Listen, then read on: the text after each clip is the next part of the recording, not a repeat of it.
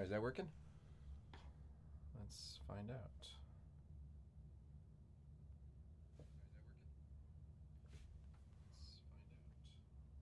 Looks like yes. Alright, it's just me.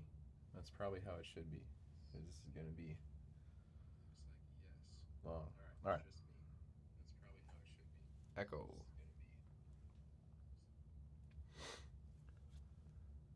Alrighty.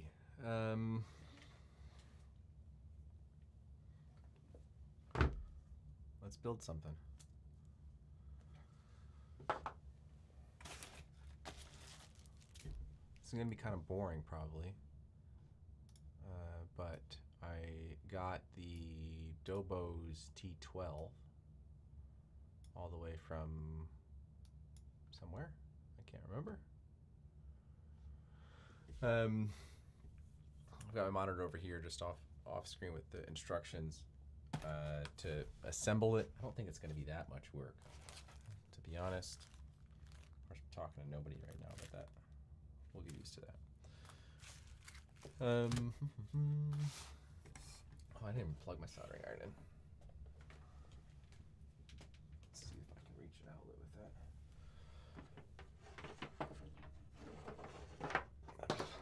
that. Might be a little bit necessary.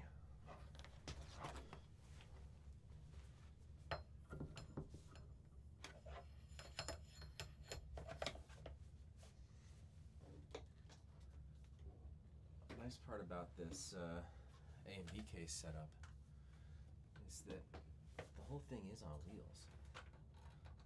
It has a power strip, so I can always just wheel a power strip over here from it. I'm going to trip on that at some point tonight, but that's okay. Cool.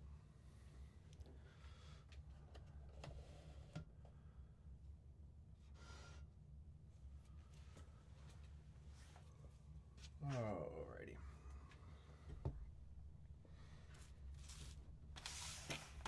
I figured normally I would just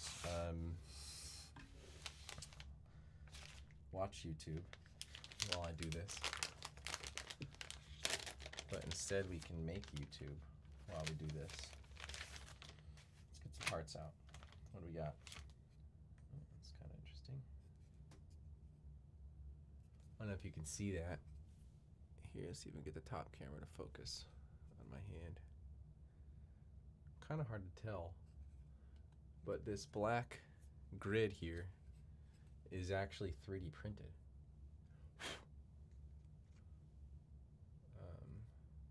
Which is a little surprising to me, I guess. There's a piece missing on the side, but I guess that's probably like some kind of connector or a spot or room for the screen, maybe. But you can see all these kind of extra little hairs here of the leftover filament and whatnot.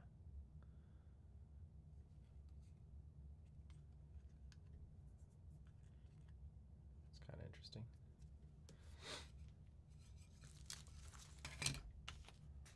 Why I said earlier that I don't think this is going to be too much work is because look at that. It already came like fairly assembled. I mean, all of the surface mount stuff is already done. There's a bunch of chips and capacitors, and like that would suck, you know. I would not be able to do that here. It looks like it's a little tiny Raspberry Pi of some kind. The other thing I noticed while I was opening this up, just to make sure I wasn't going to accidentally dox myself by finding like an order receipt in here, is that they also shipped me one of their passive attenuators with this nice little leopard thing. Now, just for disclaimer's sake, I bought this with my own money. They don't know who I am. I've never talked to them. They being Doboz, which I think is just one person based on the website. So it's not like this was some kind of like, you know, bribe or something for me to say anything nice. They don't know I'm doing this, and they don't know who I am. And I bought it, you know, anonymously or whatever. So let's just assemble this and see how well it works. The goal is to put it into the A case. Of course, I had this all nicely set up here, and now I think it's goofy. Let me see if I can switch back to this before there's anybody actually in here.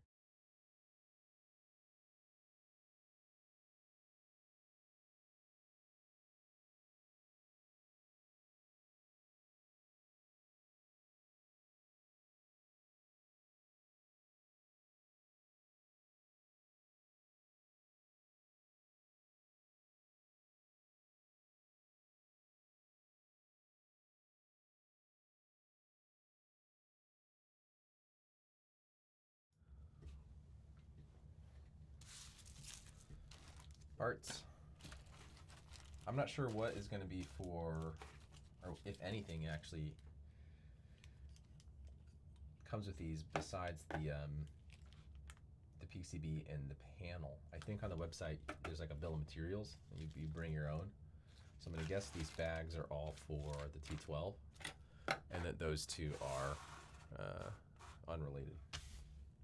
I'm going to guess. Let me pull up the instructions.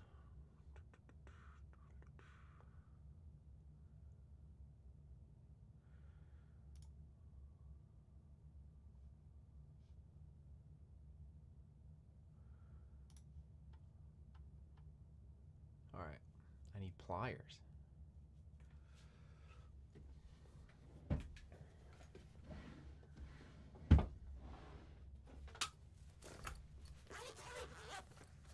See if I can find some pliers. Always good to have some dentist tools around. Not pliers though. Let's see. This might work. All right, we're gonna break off the edge of these just in case anyone watches this later, because there's no one in here right now, I don't think.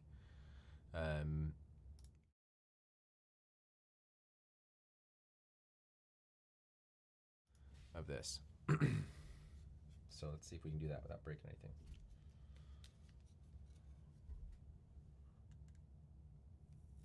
Oh, easy. Easy. No problem. That can go in there.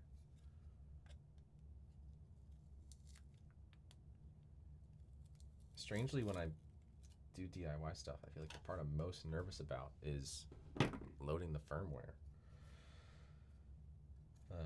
Everything else seems kind of trivial. All right, power connector, solder, it's 10 pins.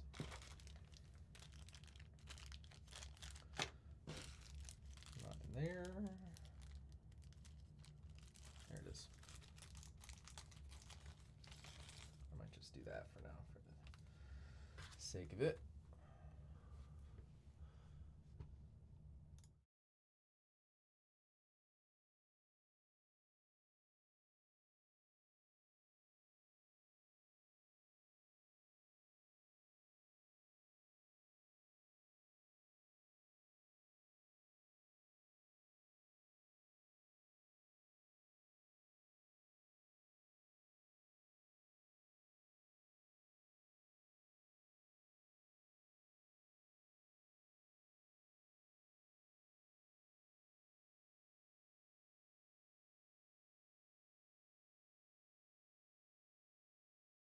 Let me switch back here.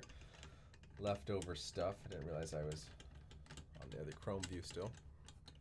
Leftover stuff like this handy crank clamp that is weighted well enough that you don't need to bolt it down. You know, it's got these screws in it, but I just have little carpet pads.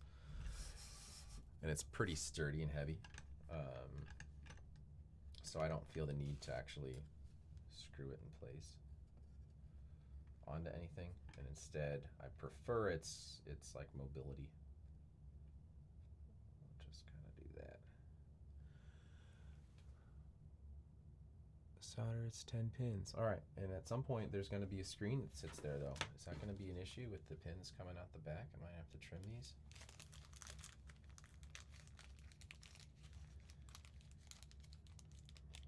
Be nice if that is not something I have to worry about. Let's check.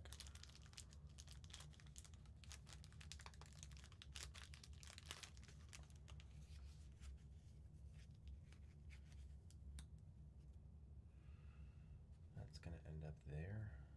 Oh no, all right, because it's going to be floating with its pins too. That's going to sit there. I still think that that might be a bit of a concern. Whatever, let's find out. All right, is this hot? Yes.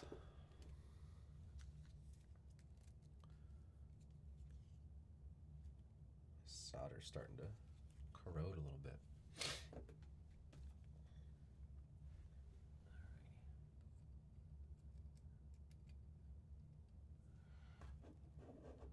Well, since I'm, I guess, officially have been a professional, I can say that this is the official professional way of doing things. This is not hot enough. There we go. Let's just get a little tack on there. Whoop, didn't work.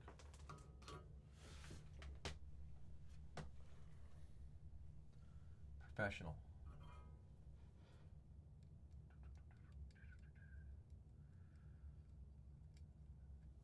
Come on.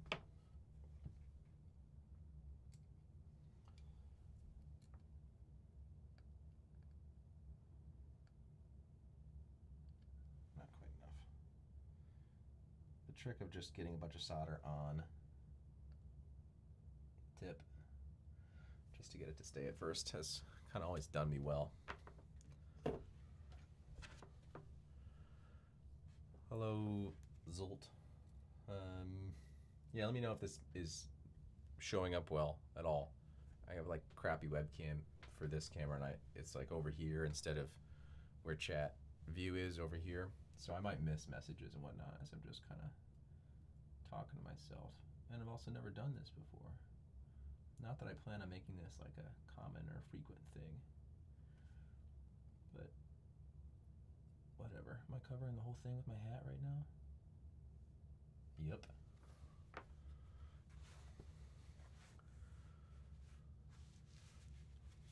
Backwards hat guy for a little bit. Yeah, I thought that when I was originally doing the switch for the pressure points on the A case, I was looking at Doboz's bigger module that is touch sensitive. I can't remember what it is. It's an older one of theirs. I think I learned about it from Heinbach's case originally. Ah, hat is backwards. Let's see, that shows how long the delay is for me. If you wrote that back when I had the hat still forwards. Anyways, I think I learned about the other Doboz module from one of Heinbach's cases last year, year before, or something like that. And it looked okay, but I've always liked the pressure points. But now with the Time Machine from Olivia Arts, which again, I honestly bought that for the B case.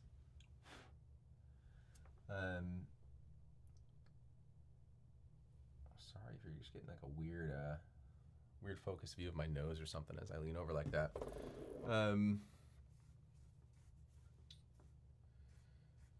What was I saying? Oh, so things have kind of like rearranged. I bought the Olivia Arts Time Machine for the B case, and then what happened is it took a while because it was a Kickstarter. I think I bought it in December and it showed up this month.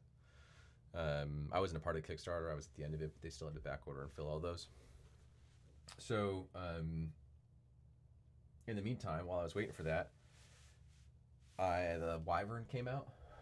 If you've watched any of the live set stuff from July so far, I really like Wyvern, and I thought that it was going to be like, let's see if I need to keep the 100 grits or not.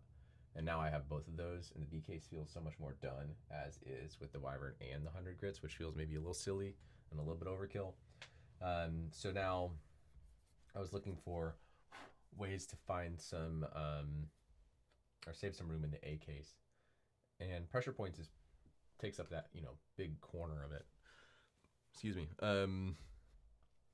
So hopefully, I mean, we'll see if this is something that I like in comparison. That the 3 different outs of pressure points, obviously this I don't think can compete with, but we'll see. We'll see if this works well. All right, next.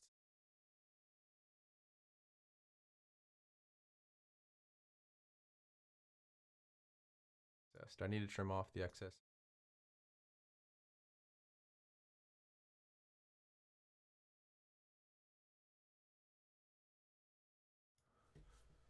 Let's find that sucker.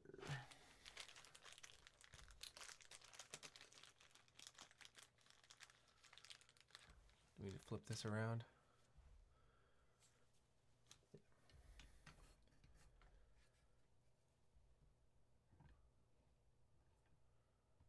I see 3 in out ground. Let's see. Are you talking just like that? Doesn't perfectly line up.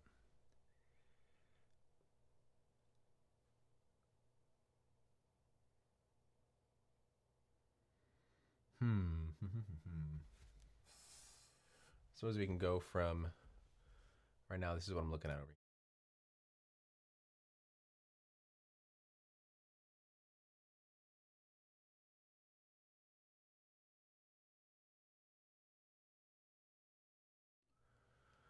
AMB logo on that side. All right, that's where I'm doing. You ever get anxiety from owning your rack gear? I don't think so. Can you say more about the what you mean? Maybe I'm not understanding the question. In terms of the expense or the complexity or the memes, insurance. I'm gonna do my crappy trick of just sticking some solder on the iron itself, if we can get it to behave. Somewhere in my closet of soldering stuff, I have like a little magnifying glass and pincher set and all that stuff, and this is the only thing I could find, because it's been a little bit. I think the last thing I put together was my second stereo matrix mixer from AI synthesizers. I can't remember. Abe.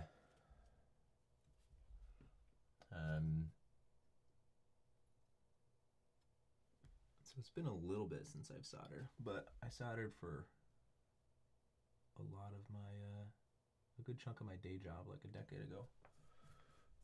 So it's kind of like a bicycle. I had a monster case and an IntelliGel. I sold most of it because every time I looked at it, I freaked out about how expensive it was. Oh yeah, I think I'm pretty like ruthless with getting rid of stuff as I sit with this new case behind me that is right now currently overflow. That's fairly new for me. I have my old pallet case sitting in a corner way over there, which is empty, minus I think like a headphone out sits in it, or like the line out module for that. But I mean I buy and sell stuff all the time, and try to refine my 2-case setup as much as I possibly can. And I feel like I get as much use out of it as I possibly could. It doesn't sit as like a stressful investment that like I feel goes unused or something, because, and I don't know if you watch any of my stuff, Zult or Zoo1T, but like that's the only way I make music. I've got an interface down here, which is what you're listening to me through, which let me know if the mic volume's weird. My mic's a shotgun mic over here, which I think is probably on camera. Yeah, there it is. So I have some like traditional non-Eurorack production gear still, but I don't really use it. And I found that personally my actual output, and the only time I felt that I actually like developed my own sense of a particular sound or felt like I developed it all in both a skill, besides just like raw knowledge of what sidechaining is, but like actually like being able to have an instrument sound like what I want it to sound like, which is maybe a dumb way of saying that, but that's not the easiest thing in the world. That all for me came from switching over to like a full Euro rack setup and nothing else. And it's kind of how I just think about production in general now. But like I was in bands. My handful of my guitars I still have back there. I played I had a Moog Slim Fatty that I played with the guitar that's got the buttons on it here in a band for a while. I still have my MS-20 Mini, which I think is maybe just barely in view over here. And that stuff I keep kind of just as like a collector item. Like I just feel like the MS-20 is just like a nice thing to kind of have in the corner. But the Eurorack stuff I get so much use out of, and I feel like it's the only thing that's unlocked what I feel is the first time in my life of making music as a hobby, like my own sound that I feel is what I is what I want it to be. Whether it's good or bad, or whether people think it's good or bad, whatever. But it sounds like how I want it to sound like. I think this thing, if this case never gets filled or put to real use besides being overflow, then I might get some of that sentiment or some of that anxiety. Right now it's literally just overflow. Most of these aren't even screwed in or plugged in, because I've just been swapping stuff in and out to try to refine my other two cases. All right, what's next?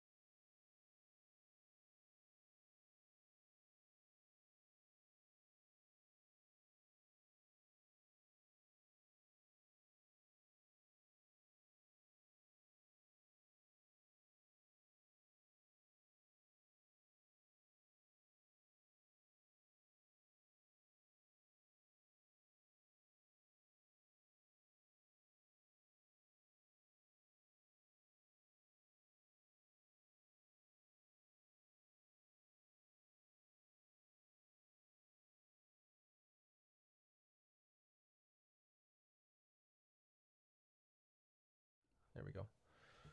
Should I zoom in? Is this zoomed enough? Do you want a better view?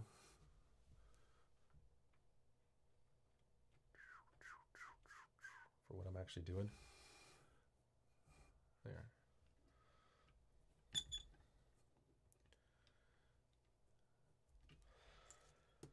All right.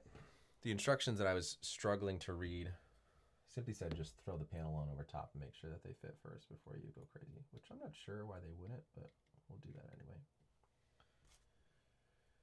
I love the spring-loaded aspect of these, because once you wedge it in, then they kind of lock in place so that you can flip it over. Makes it way easier.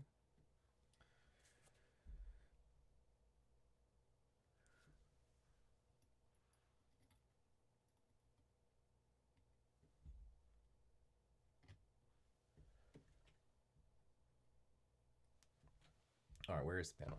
The panel's right here. Sometimes your mic cuts out maybe a different OBS scene. Oh. All right, see it now.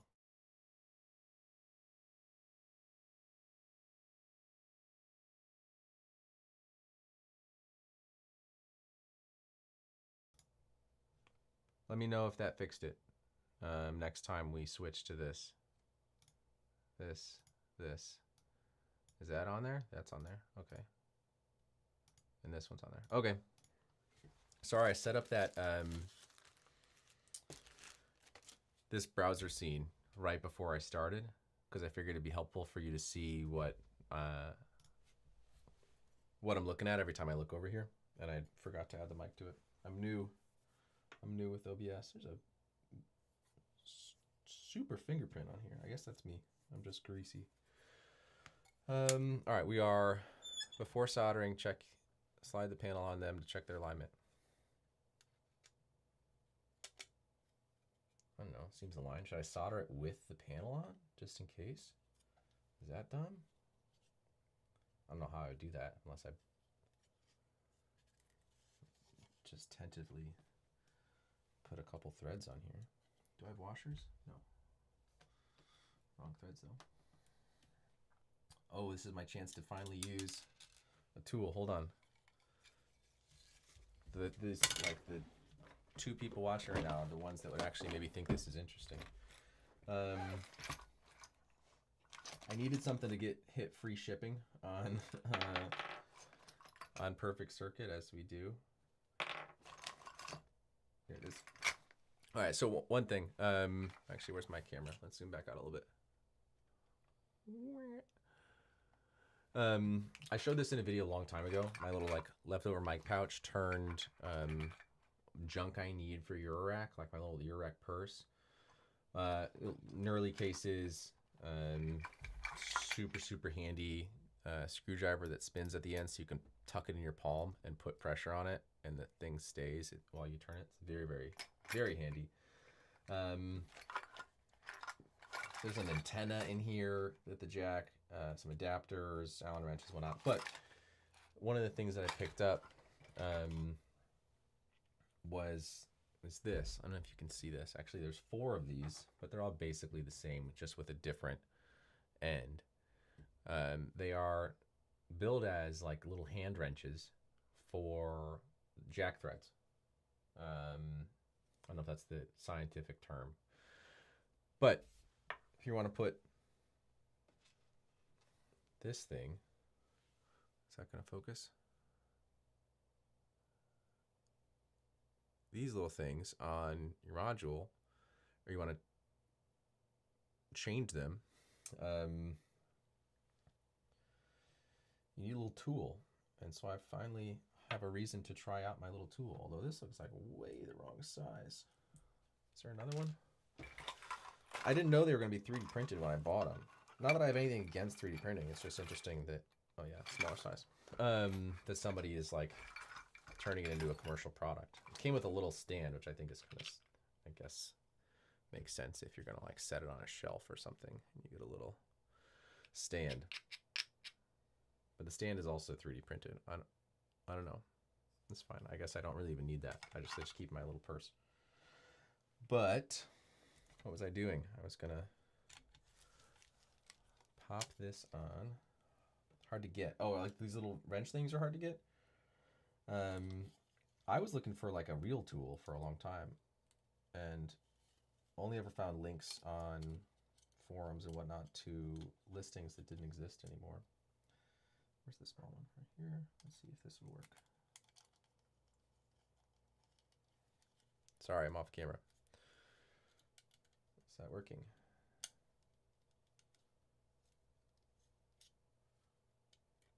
Oh, kind of did. Kind of did.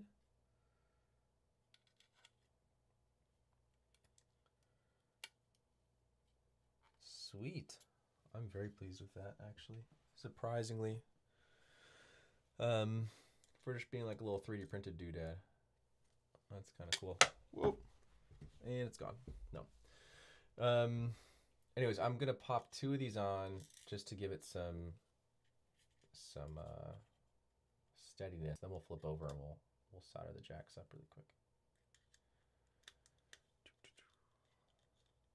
Took me a while to find.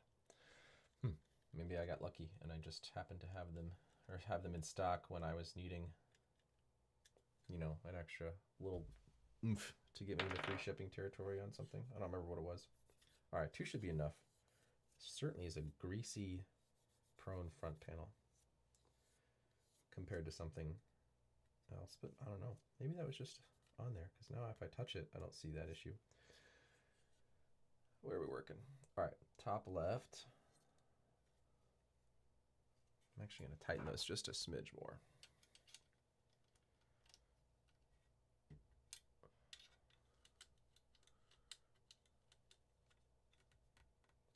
Cool. Let's put these other ones in the bag for now.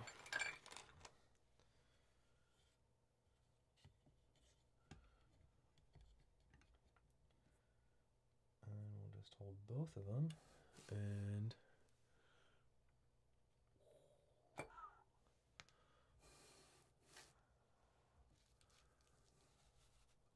hopefully that's good enough. Is that bright enough? I can maybe move my light up a tiny bit. Doesn't do much. All right.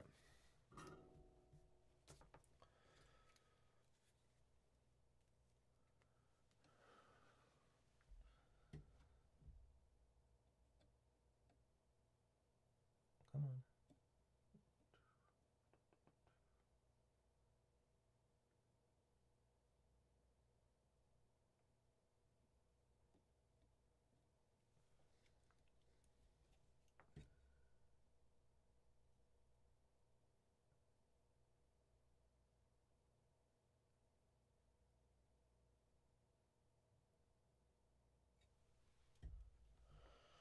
Those are a little weak.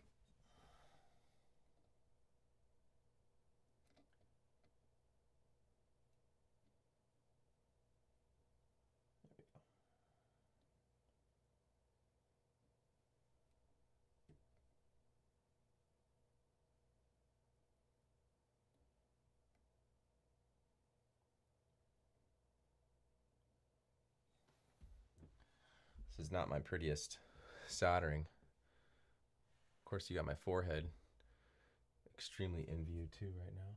Sorry.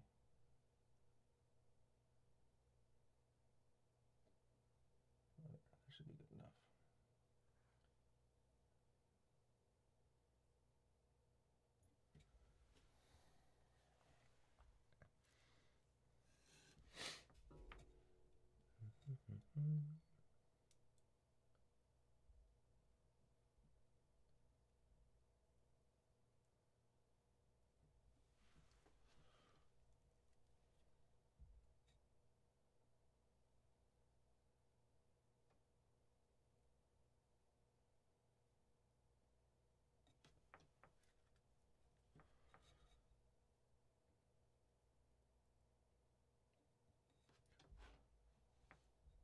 Spitting all over the place right now. I'm not used to that. Wonder if my soldering irons was too hot. Let me turn it down a little bit.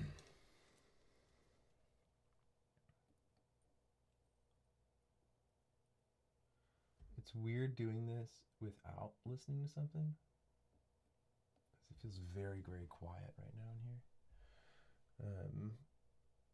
But I don't quite know how to route the internal audio back through nicely, or deal with how crappy that would sound to everybody without like wearing headphones and doing all that. I don't feel like doing that. Come on. Ooh, that's a bad one. That's a really bad one. Can we clean that up at all? Just by reflowing it. Come on.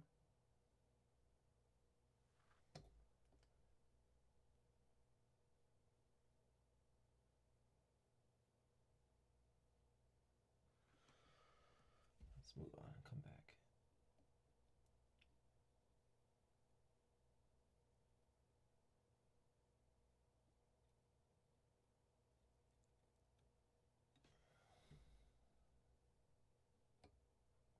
Gosh, there's just so much on there.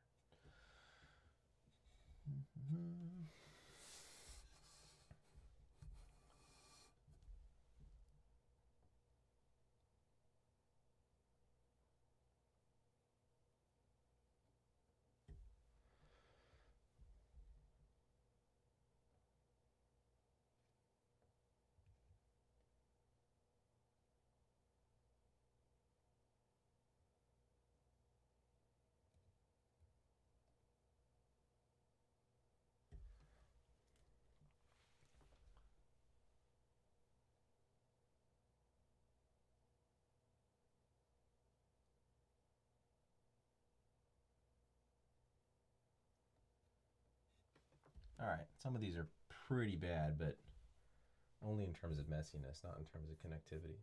So send it. All right, what are we doing next? Push buttons. SW1, SW2, two of them.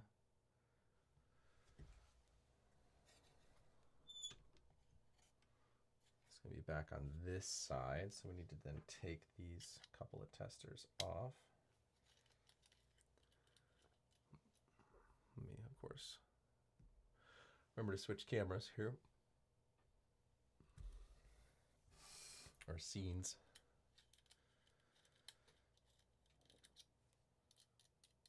For anyone who's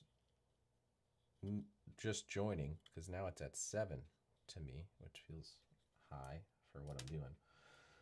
We're building the T12 from Doboz for the A case to swap out pressure points and brains, which I still think is a great deal. I see pressure points on sale on Reverb for very cheap. I think it's the main issue people don't go for them. This is just a theory, is that brains is kind of hard to find and discontinued. So that's what really like unlocks them, being able to move stuff around and sequence them and turn it into something more than just a touch controller. And they're hard to get. So what am I doing again? All right, buttons. Buttons and encoder. Oh, it's on two things on the same page. This is what I'm looking at over here. Place the 3D printed spacer onto the shaft of the encoder.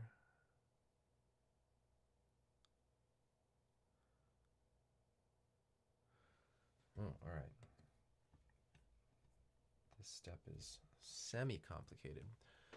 Place them in position, making sure the tiny positioning pin on the bottom fits into its designated hole on the PCB. Tiny positioning pin on the bottom. Oh boy, that's small. Let me show you what I'm working with here. No, we're not even going to be able to focus. Too close to focus. Can I reset my camera here? There we go. It's none of the metal things. It is a black pin. It is right there. I don't know if you can see it. That tiny little speck of black in the middle. None of the metal. We're talking about that black pin. It needs to line with a hole on the PCB.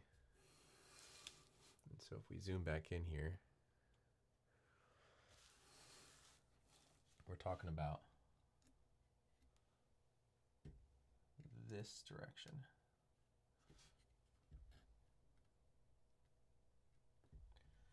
That doesn't feel very good.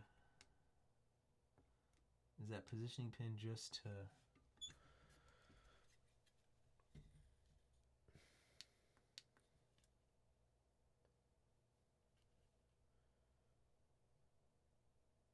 kind of just barely see it.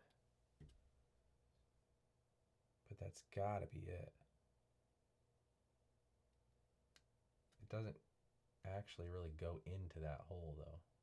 It just, I guess, points towards it. Same direction on these. Like that then. Ooh, I'm gonna break something. Here we go.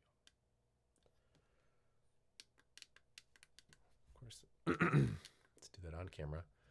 Push buttons. All right, the instructions, meanwhile, do not solder them yet.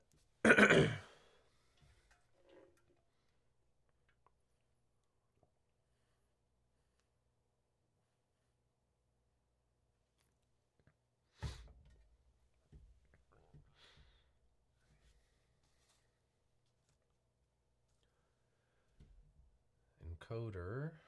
Let's switch back over to here. Encoder is easy. It's only going to go one real way. So we've got 3 pins and 2 pins and 2 pins. Put the encoder in place. Place the 3D printed spacer, which is going to be, I believe, this little guy, onto the shaft of the encoder. Slide on the front panel.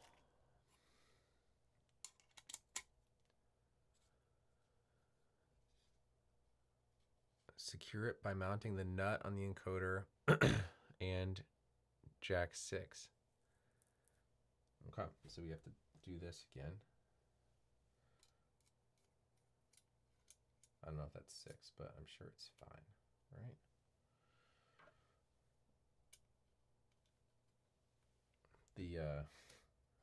Oops, upside down. The difficulty I'd have right now without these little random tools would be quite high. So I'm glad that I was able to find them.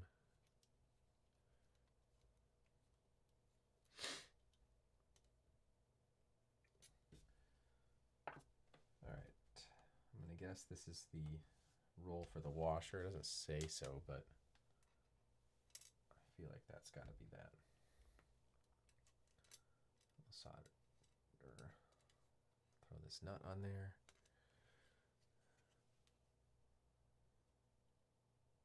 Just semi-tight. All right. Look at us. Check the alignment of the components. Test the push buttons. Make sure they click properly. Oh, that one doesn't click. How do I make sure it clicks?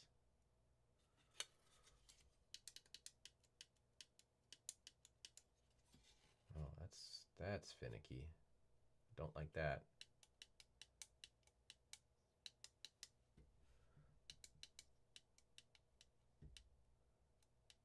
Now it feels like it's going to be stuck.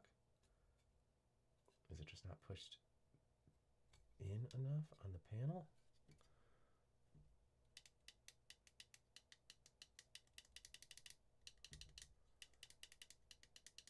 A little better, I guess. I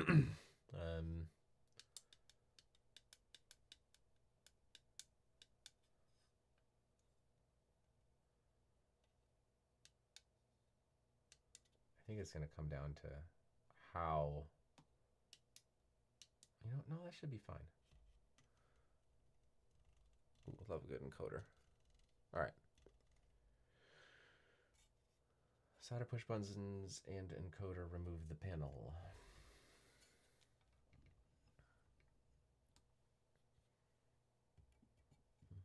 Can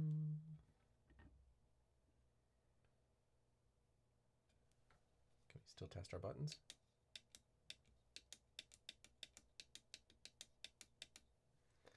All right. Let it rip. What's the worst that could happen?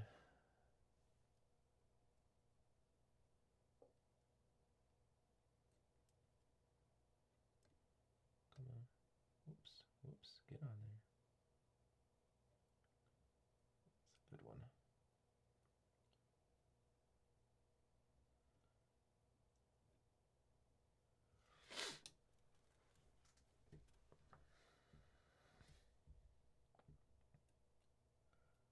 I feel like the things that I least like to solder are these giant mechanical ones.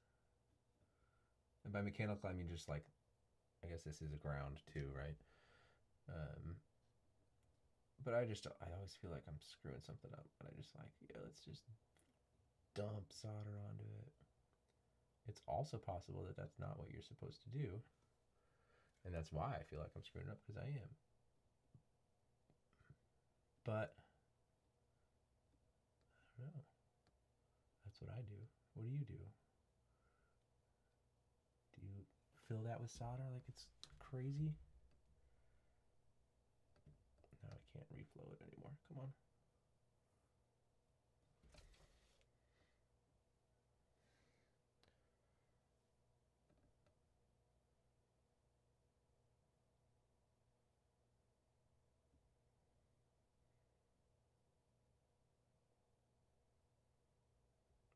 It's not budging. All right, let's go over here.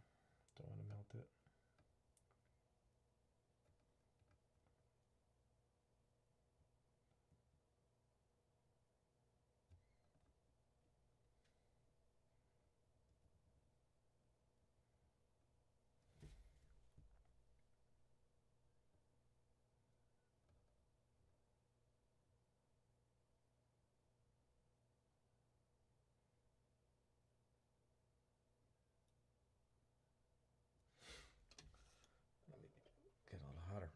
There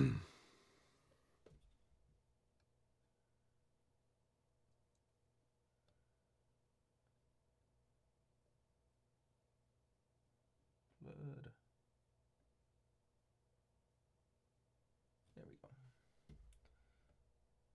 Good enough. Good enough.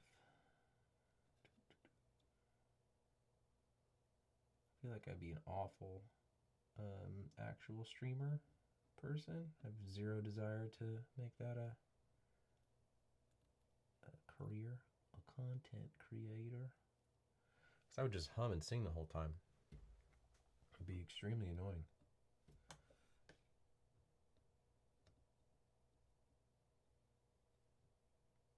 But I'll chat, do a project. That sounds fine.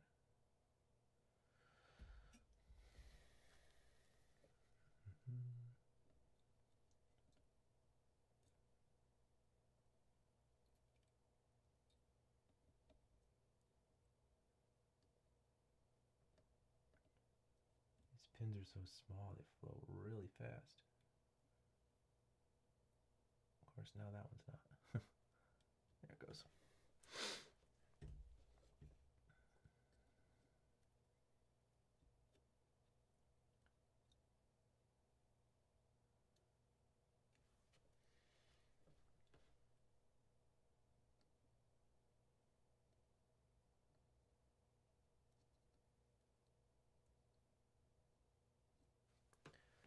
For anybody who is watching, I was contemplating if this worked, just like if it technically worked. If I was able to actually get the stream running. Part of me was thinking, well, why don't I just do most of my like patch videos as live streams instead of bothering with the camera and exporting and whatnot, and the annoyances of sample rates of audio and video being slightly different over the course of an hour-long thing, that you then need to time stretch one by like 3 frames to get the synth case audio to line up with the video, and all of the annoying aspects of that. Like, why not just do it as a live stream? And somebody commented, I don't remember who it was, about a Twitch music scene, which I'm not familiar with. But yeah, I don't know. Would that be a good idea? Live stream patching? Is that interesting at all? I don't know. Let me know. Solder the 2-pin male headers X3 to the ×3 to the back of the LED board. 3 holes in the middle of the PCB designate the positioning pins on the bottom of the 3D printed LED frame. Okay. What? What am I even looking for right now? This? No.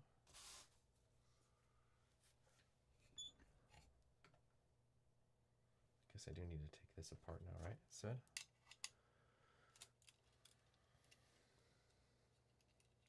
Maybe it's this?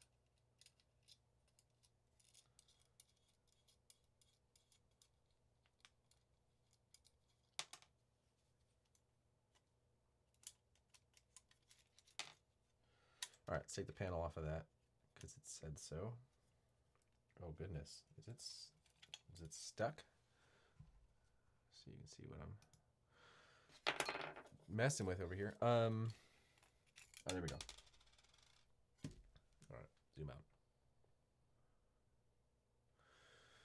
My nice tidy workspace.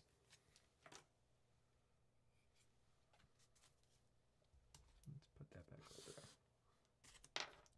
Parts, tools, panels. What's it talking about? Oh, whoa, okay. The whole time I was saying that this earlier on this was 3D printed. It is. I confirm that. Oh. All right. looking for this piece. It was just disguised by this piece because it came pre-assembled like that. All right, so this is this, like so. And then the little holes right there and right there are room for these little 2 header pins. And I need to do this 3 times. 1, 2, 3, boom.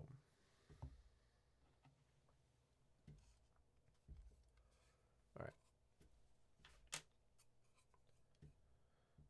What's going to be the easiest way to do this? Maybe I'll hold it up.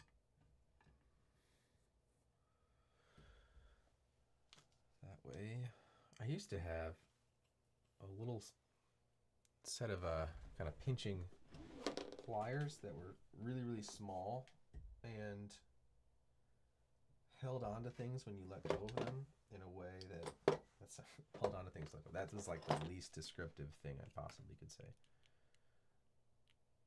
And it didn't require you to keep holding it. I honestly might used to use a chip clip. Look at that. Let's use a chip clip. That way I don't burn my fingers. All right, we're gonna do this. Yes.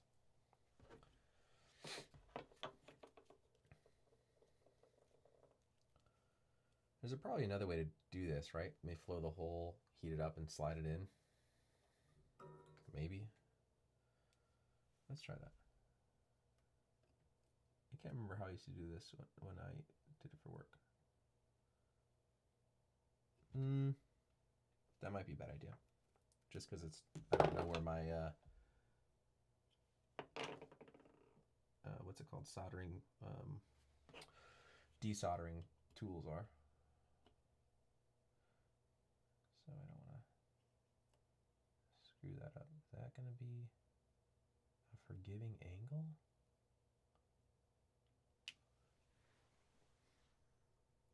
Oh yeah, I guess I can still kind of bend it. All right. Let's keep going here. And redo our little tack. Wonderful.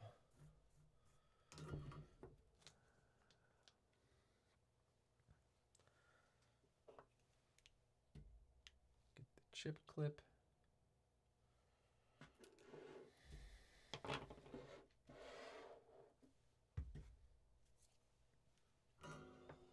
Let's load this.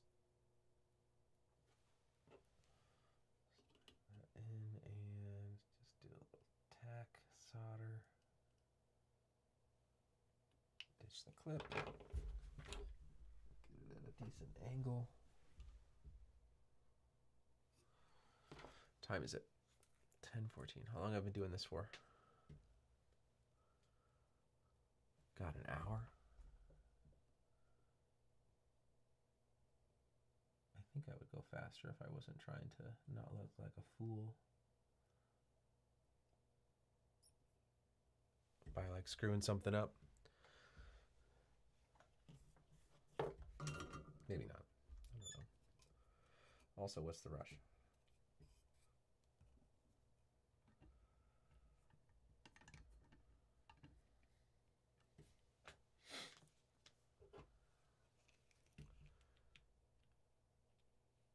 Chip clip. Chip clip is working. I wonder, are the 2 people that it says in here, does it count as me on one of them? Probably. And then like a bot on another one, or an automatic web scraper or something? Who knows? Who knows? All right, tack this in place. Ditch the chip clip. Let's get it semi fixed in terms of its perpendicularness. Let's fix that tack.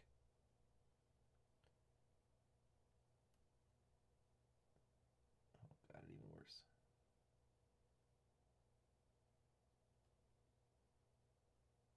There we go.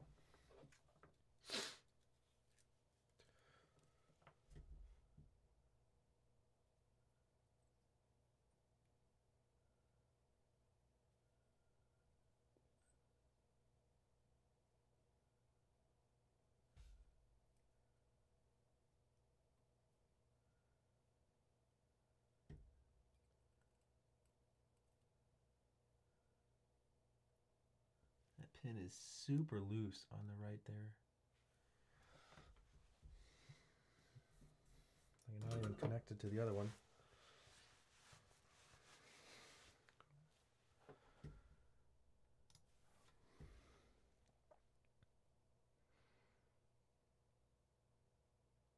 We didn't do the screen yet.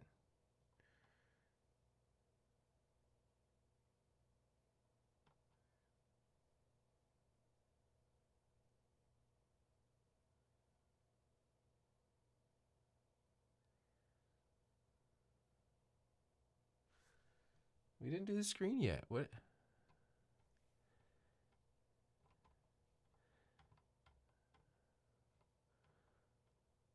No screen there.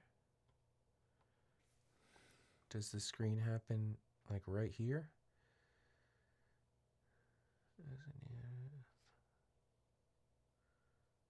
All right, let's just one step at a time.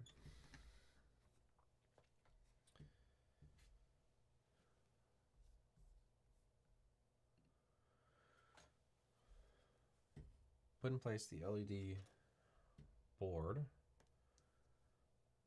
These little hairs are gonna bother me. So they're like 3D printy hairs all over this thing.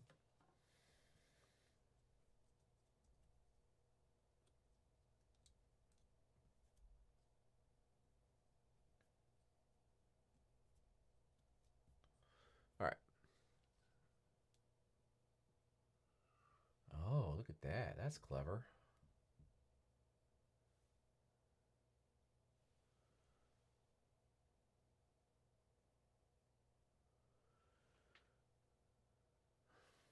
That doesn't go in there, though. Where does that go? Oh, I feel like we were going so well, and now we just completely lost the touch here. And that clearly goes there, right? Like, but we never soldered it.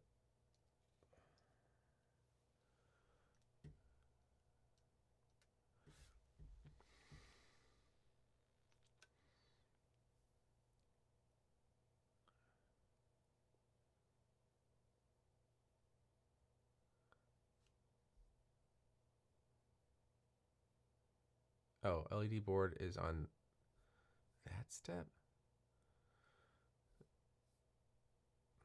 All right.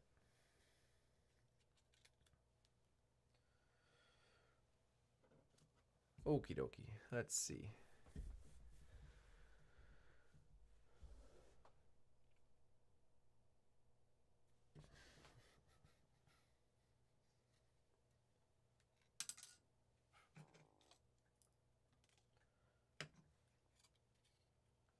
Are we talking about this then is next? And this then ends up being here. So here this is gonna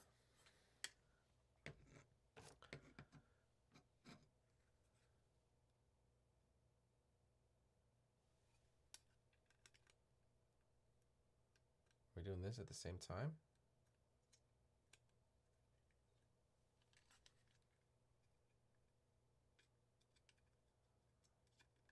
Things were going very well until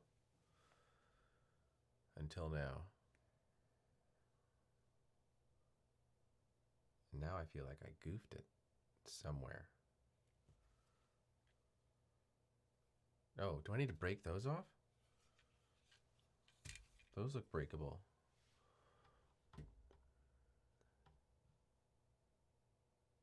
Yeah, those are broke. Oh no.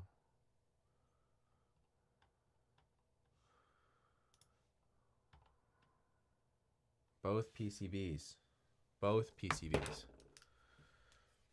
Jesus.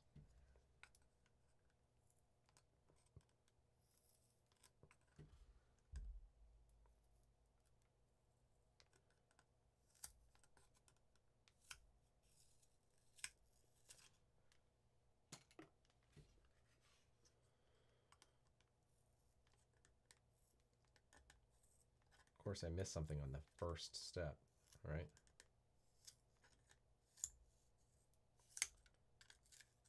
All right.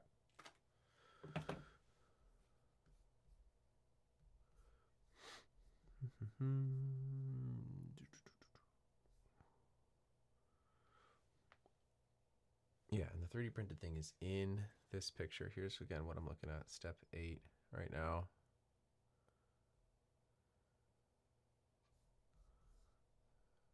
I guess here's a confusing part of this reference picture is that the screen is already there, which is not this step yet. Right? We never did this screen. Screen wasn't there yet. We don't do the screen until here.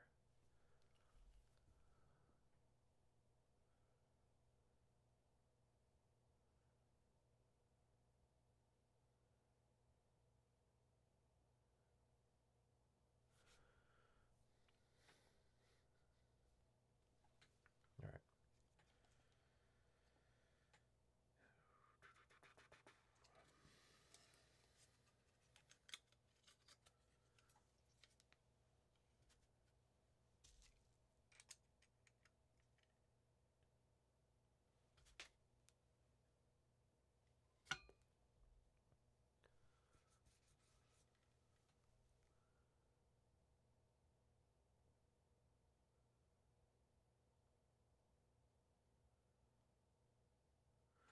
A lot of reading on this one. Very boring, sorry to nobody who's left.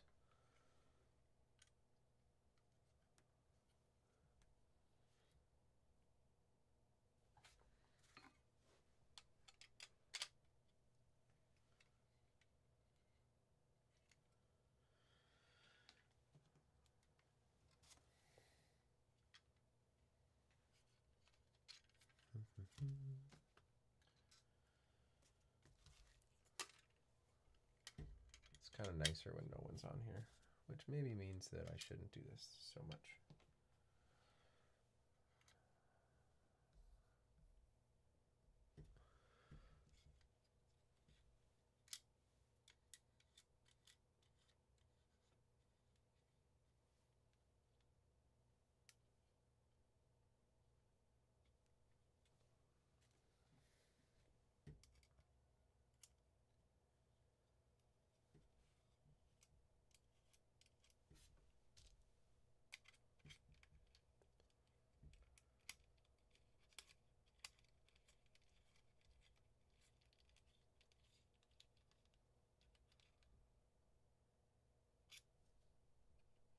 Okay.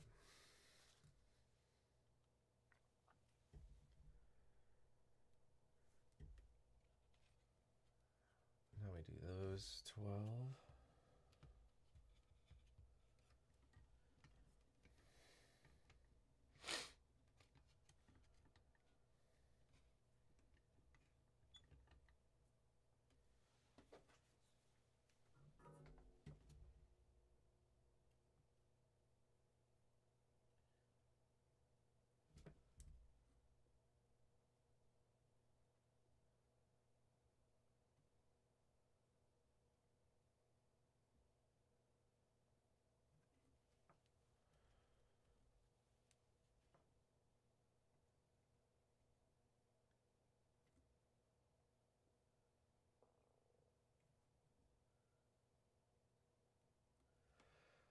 Should put some music on or something. It's quiet here. I'm not sure what the rules are in terms of what music I can listen to in the background right now.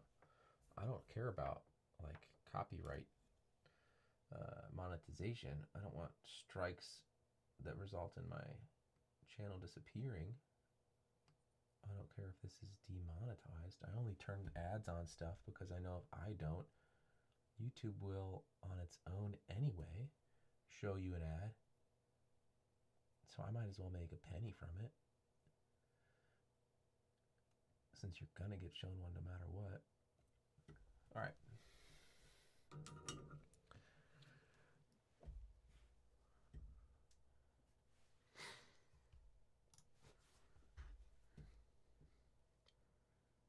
Solder the visible odd pins in the back of the front panel. All right, this is the part where it gets kind of a little bit funky. So these headers here, see if I can get this to even show up. See how it's kind of like split under there? This is a really interesting way to prevent there from being through holes coming through the front panel. Is you surface mount an L-shape set of header pins that then bend up into traditional pins that are like through hole. Solder visible odd pins in the back of my line PCB together with the LED frame so it sits as flush to the front as possible. Solder the two pin headers. All right. So now we're doing, I mean, that is,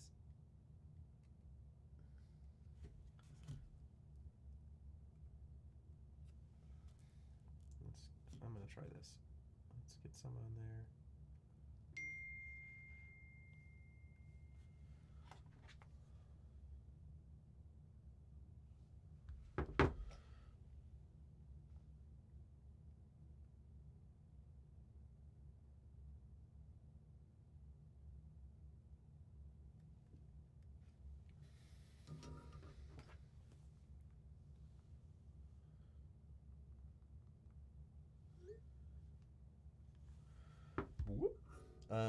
All right. I wanted to do that first one that kind of janky way because I wanted to make sure that this was like super flush. I kind of don't like this this method here of doing surface mount. I don't have a problem with doing surface mount, but I don't love this.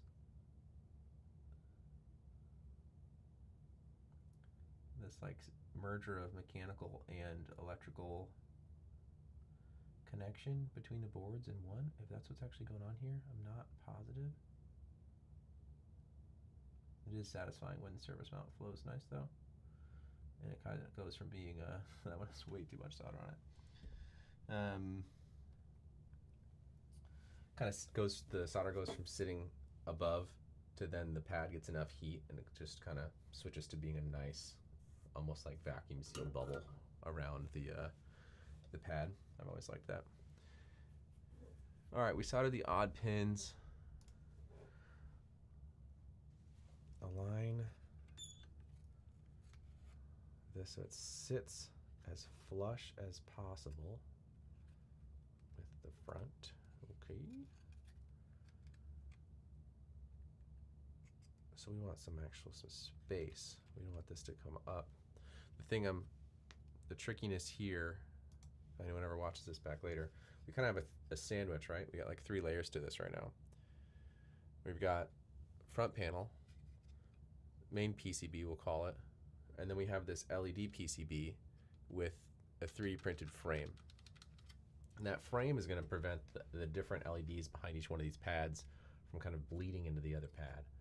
So we want all of the space in this sandwich to be on this side. So you want that black frame to be all the way pressed up against the front panel. And instead of being pulled back like that, you can't really see on camera here, but there's a little bit of gap between the black frame and that panel. You can also kind of shake it around right now. So if we want it to be as flush as possible, then let's solder this with it resting and maybe even push it down at the same time. See if that helps. Who are you? One person. I suppose I could put my own music on. They can't yell at me for that, right?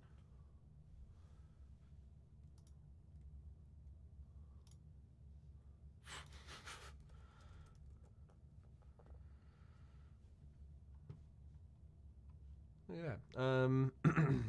All right, this is the only set that I have liked. We'll wait till that ad goes away.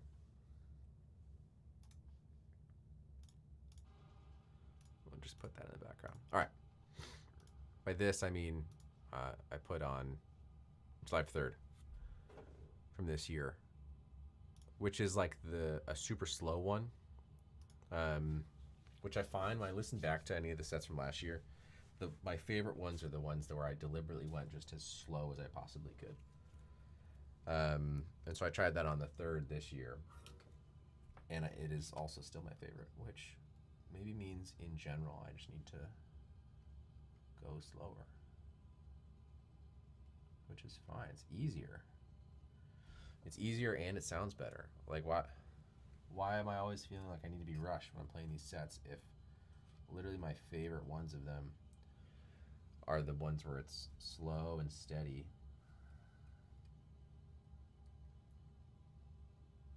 And more progressive than anything else. What am I rushing? Who cares? Come on, that one doesn't want to flow. I'm pretty sure these are just purely mechanical, are they? I don't know. Oh no, those ones aren't right there. Let me know, one random chatter or whoever's here, results if it's still you, if the music's too loud or if it's annoying, or maybe you can't even hear it. Maybe it's just for me to not feel like I'm sitting in silence in this room, or maybe it should be louder. I don't know.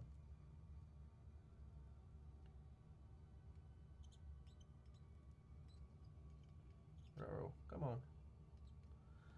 No, it doesn't want to go. Oh, it's much better.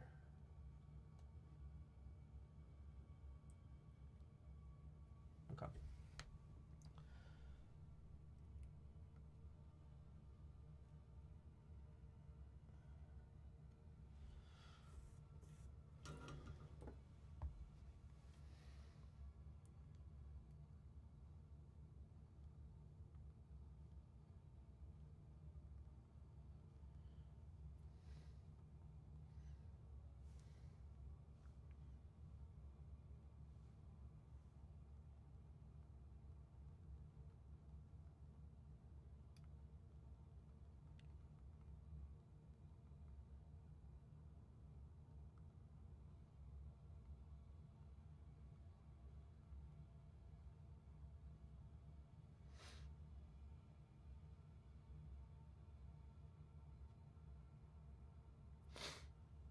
It's weird getting the this happened like twice today now. I just got another one. Notifications from YouTube of 3,000 subscribers. Like, I understand caching and all the different places that might be being counted in the system over there. Like, that happened yesterday or the day before, and then like 2 days later you get like a congrats when like I saw it in the app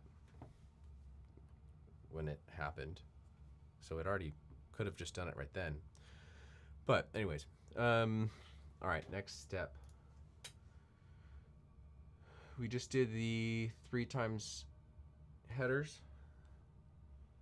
Remove the front panel, pay attention to the SMD male header, pull apart gently, do not rip off the pads and traces from the front panel, solder remaining even ends. All right, this is the part I was a little worried about, because now we have to, let's get this to focus maybe. We just soldered half of this. I guess I need to, of course, first take this off. Take these jacks, because I get the front panel off to then solder the other half of these weird surface mount to through hole pin converters. Oh.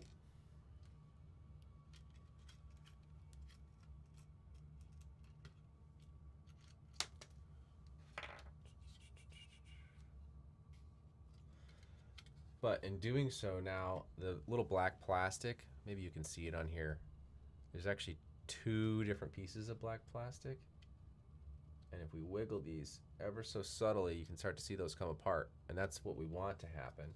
What we don't want to happen right now is we rip up the pads of the surface mount on the back of the front panel. Perfect. All right, now here's what I was a little bit worried about. Oh no, that's fine. Okay. All right, what was I just pretend worried about? If you notice, these header pins, oh my goodness, you probably can't see that. They're not the same height right now, especially if you look this way at it. I now need to solder this side of all of these pins, and none of them are touching the panel right now. But that's just because the act of pulling that other plastic header slide off slid the pins up in their housing. So you have to just kind of push with a fingernail and slide these pins back down through the black housing just ever so gently so that they touch again. I wish I had a different lens on my camera right now so that it would have a shorter focal distance, or sort of like minimum focal distance, so I could show you this, because it doesn't look like it really wants to show you that with much detail, at least on my kind of small preview I have over on my other monitor.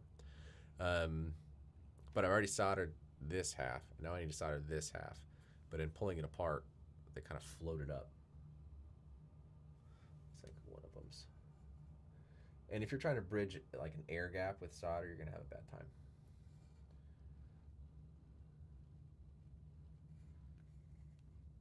All right, that looks okay.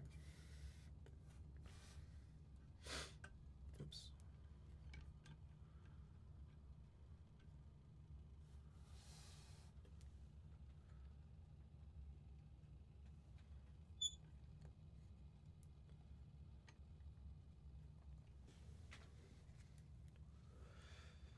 Alrighty, I think we're almost done. I mean, it's this step and then the actual screen and then firmware, which firmware is, I'm not sure if we're gonna be able to do that all live. We'll see. Or at least it might get very boring when we have to do the firmware live. Because I'm not gonna like be able to necessarily screen share all of that.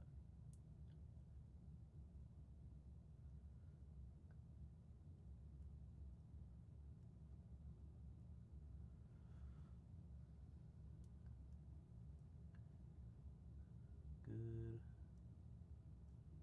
Looking good.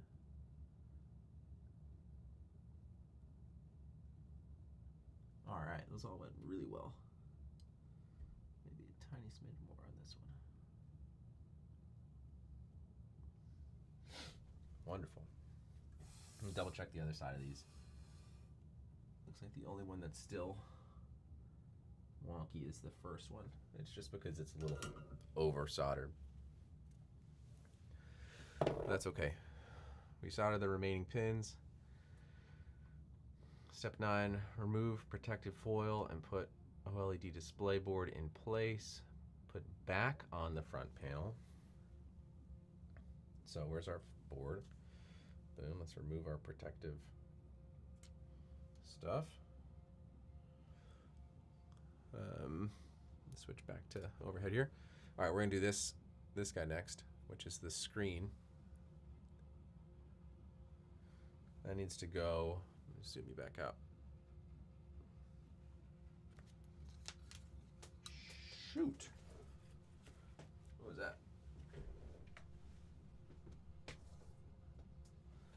3D printed washer. I'm curious, Doboz, if you ever see this, Mr. Doboz, Miss Doboz, Doboz, whoever you are. If you ever see this, I'm so curious how you're doing the 3D printing and your manufacturing. Do you have a little farm set up? Is it an ordered out thing? Do you do it yourself? You know, with 2 different 3D printed pieces, it's just very curious. I'm also surprised that this needed to be 3D printed, this little washer, which is what just fell off. Or spacer, I guess might be a better term for it than washer. All right, screen's gonna go on there, like so. Maybe? Yes. And we're gonna have it pretty stood off, right? It even says in the instructions here that these pins will barely reach the other side. Oh, that washer just went behind my desk. Oh, that's gonna suck. All right, be right back.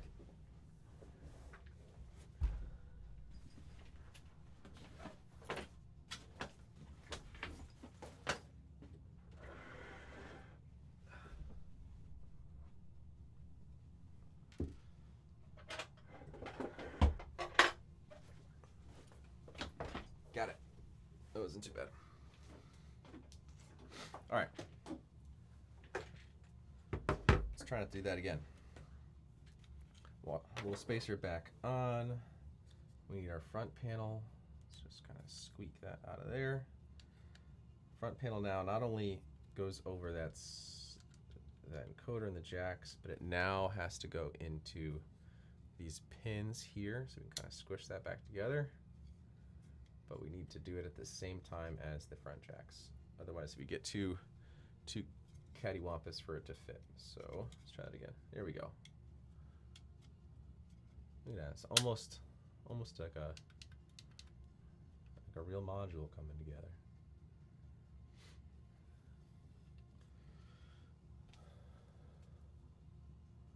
Let's attach the encoder again.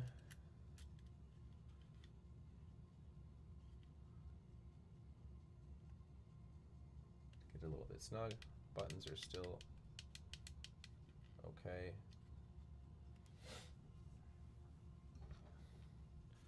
We're gonna pop these little washery nut things back on.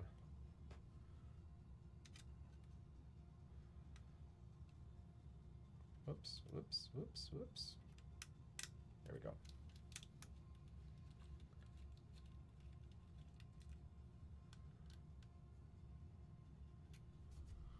So we do a couple.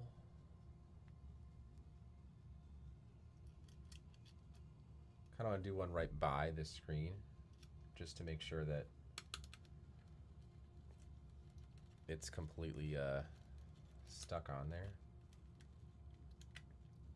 By stuck on there, I mean like the panel is flush with the PCB to the point where I'm confident that the screen is going to sit nicely. Because the whole point now is to pull the screen as far forwards as possible so that it sits nicely there. Because if you let this down, you see that it just fell. Now there's just like this air gap. You could pretty easily make it kind of crappy. But you got to pull this all the way forward before we solder it. Thankfully, if you flip this upside down, gravity is going to do that work for you. But only if the PCB is in the right place in the first place. Otherwise, when you flip it over, if the PCB is not all the way on, the gravity, like pulling that LED screen down, is going to be pulling it to the wrong spot. Like it might be too far. And then if you go to tighten your PCB, like the nuts on the jacks with the PCB, you're going to be pushing against the header pins that you just pushed and put pressure on top of the screen, which is probably not great. So instead, I'm going to attach more of the jacks right now. I mean, I suppose we could just do all of them, right? Solder to the main PCB's pin. Yeah, let's just do all of the jacks right now. That way we know the front panel is on as it can be. Then we'll flip it. We'll let the screen just sit flush against the front panel. Solder the back pins on the screen, and boom, away we go.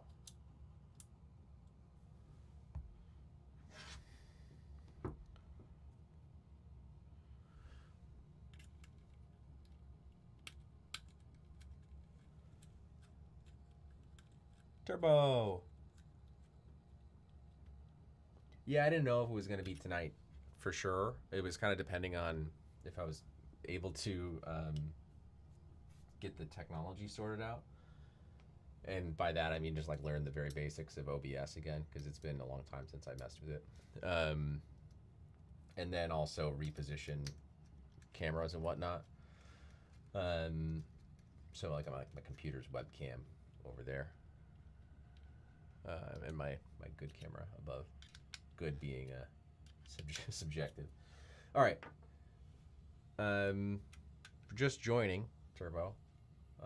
We're putting the screen on now. It's in there, but it's loose. We actually have to solder it, so we need it to be flush down. So we want it to sit flush against the front panel, and so we're gonna hold it flat. That looks all right. Ooh. Get up close with my bad soldering action. And this is kind of nearly it. Then I think all that's left after this is trying to get firmware on there, unless that was preloaded, which I guess it's possible since this kit came with all of the main service mount stuff already done. The USB port was on there, the little Raspberry Pi chip was on there, all of this stuff was already on there. I only had to do this little black box, which I think is just like a power manager of some kind for this set of pins for the actual Euro rack power. But I wouldn't be surprised if since this is like Raspberry Pi based, if it gets power over that USB when you are actually like flashing it, and so maybe it's pre-flashed. That would save me a little bit of stress. And then we could shift this video from being Orbas screws up a module to rearranging a case, which is like the most relaxing thing possible to me. Love rearranging a case.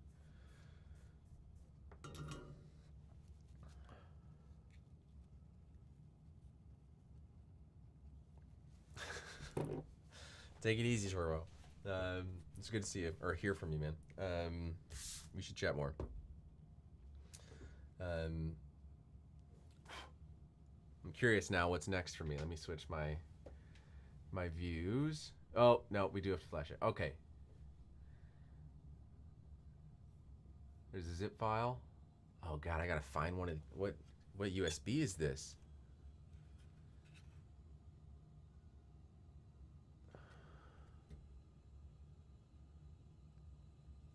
This might get real boring, people. If I can't find the right USB for this.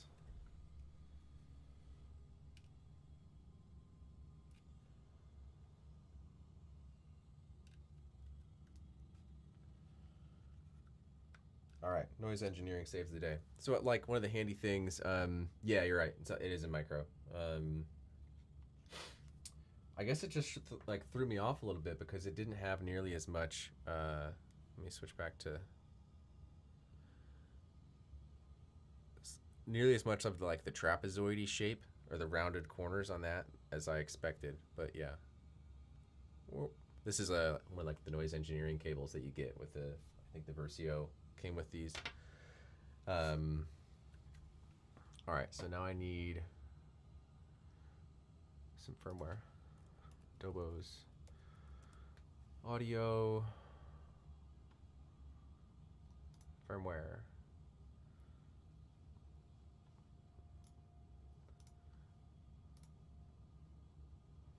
I'm gonna turn this set down a tiny bit. I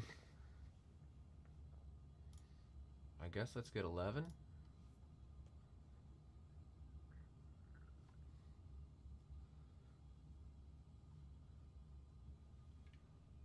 This is the part that might get boring because I'm not going to screen share my whole monitor, just Windows, mainly because I don't know how to do that safely when this is a working computer as well. But we've got some upload instructions.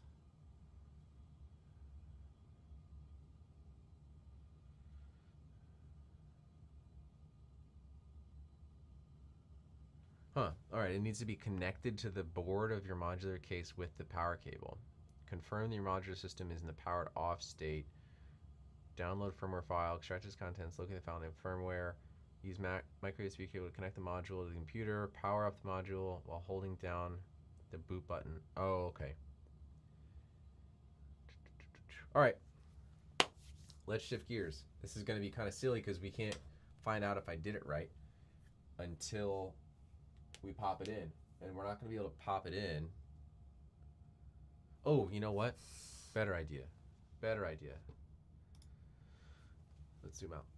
I was going to say let's get into case rearranging time, but that would kind of suck if I end up finding out that this thing isn't soldered correctly. First off, I use Knurlies for everything. I'm on my like third container of Knurlies, and so anytime a module comes with screws, I just kind of throw them in this little tiny electronics bag. I guess I can do this. and then keep that in my little microphone modular purse. And then whenever I sell a module, I just pull 4 matching screws out of there and sell it with those. So you get screws if you end up buying a module off of me. And they might not be the original screws that came with it, but that doesn't really matter for most manufacturers. I guess maybe if you're Instro, then you want those ones, but I think I usually keep those screws taped inside the original boxes. All right, what was I just saying? Instead of completely ditching this stuff right now and going straight into a case rearrange mode, I have kept, for projects just like this, something else, which is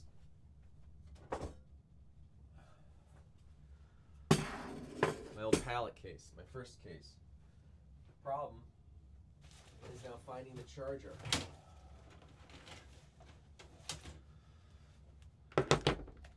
Oh, all right. It's dusty.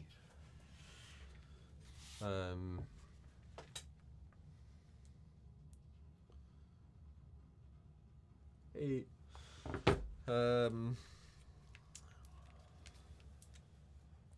What was I saying? It's dusty, but I really just keep it around for testing this stuff out. I thought maybe eventually about using this case as kind of like a interface case. So I've got the board braid injector over there. I've got a MIDI CV module that I don't really like. I'd rather have like the mutant inverter, mutant brain from Hex Inverter. I can't remember exactly where the inverter is in the name. But I don't really have the need for it yet, so primarily now it's used as like a project space. So I just use it to like test modules safely without frying my cases, which is kind of like a silly expense. But since I bought it originally to be my only case, it's not that much of a waste just to like keep it around. Red stripe.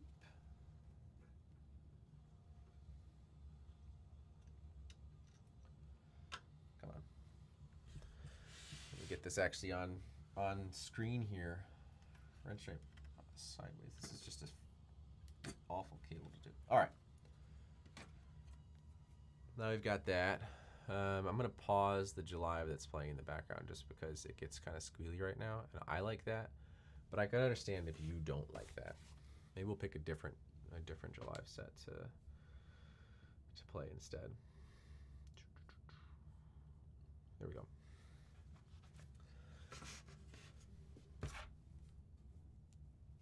Oh, we've got a Harbor Freight commercial. Let me turn that off.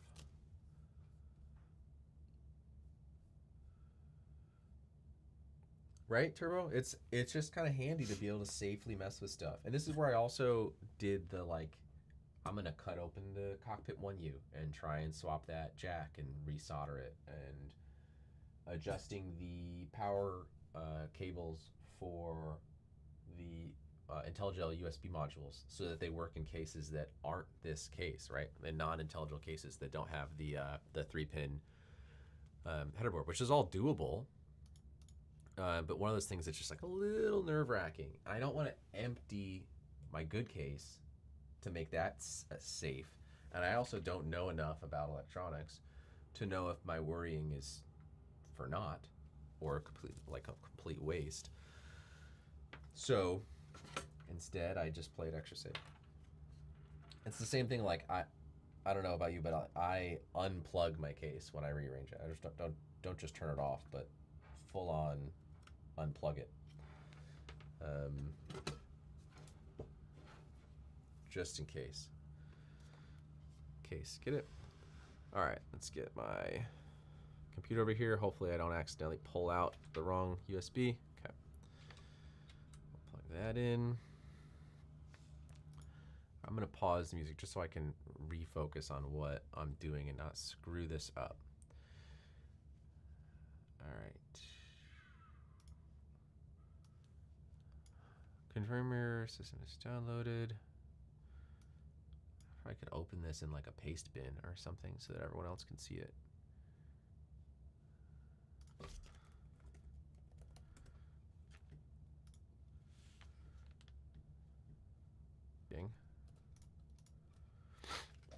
And let me open that up here. All right. Here's what I'm looking at. I just pasted in the firmware instructions in a paste bin, just so I don't have to like switch screen shares and learn how to do that live, as I'm gonna end up screen sharing my email or my work stuff.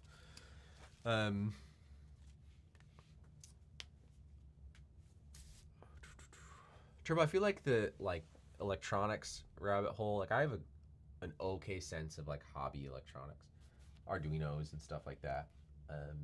It's been a while since I had to like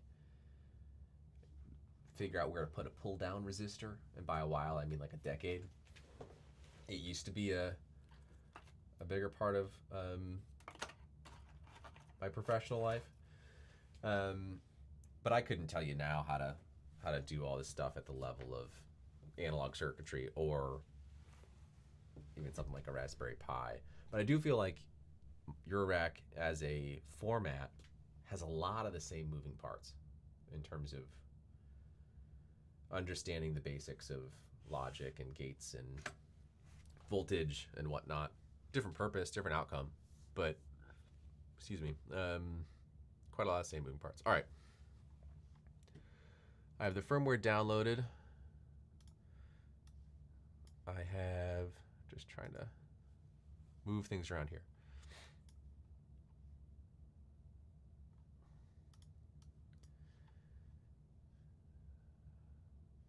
Extraction its contents, locate the file. I've got the file.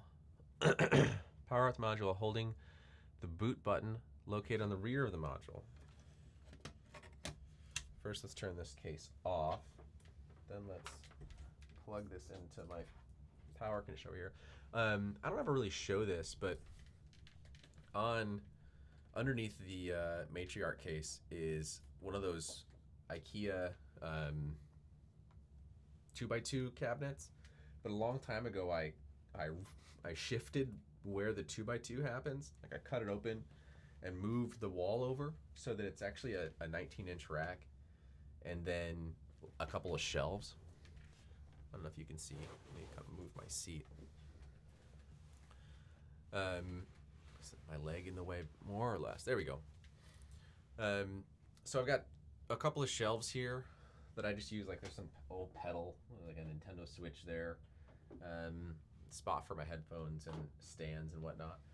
And then a couple of power conditioners that run everything on like this half of the studio. My A&D case live on their little rolly stand, which has its own power strip that is not a fancy power strip, just like a regular one on the bottom. And then some patch bays from when I used to have a lot more outboard gear, guitar pedals, and other like full analog synths and whatnot. I don't really need the patch bays as much anymore, but I still have them because they're cheap and they're kind of nice to have. And then my big kind of Mackie mixer that I've had since I got this when I was playing guitar in a band, and we needed a better mixer to do like DIY album recordings.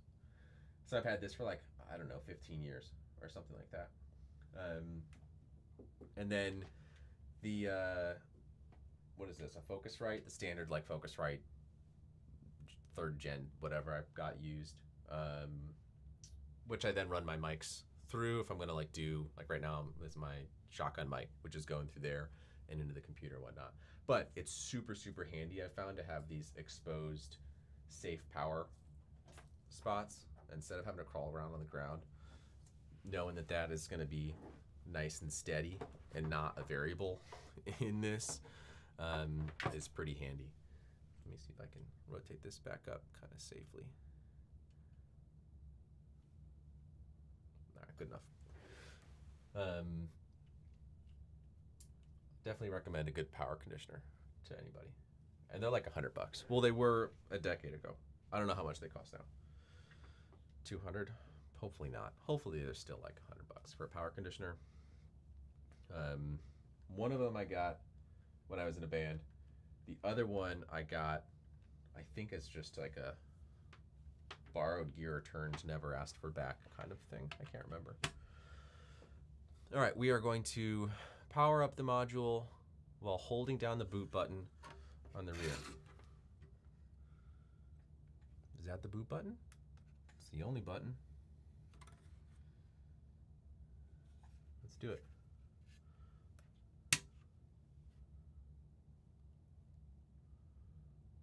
Okay. The module did nothing, which is what we needed it to do. Let me switch back to overhead. However, I have a new drive on my computer that popped up. RPI RP2 is what it's called. We're going to drag that from the folder into the storage device and wait until flashing is completed. Dragging now. I dragged. How do I know when it's completed? Oh, it just ejected itself and turned on. Would you look at that? Look at that.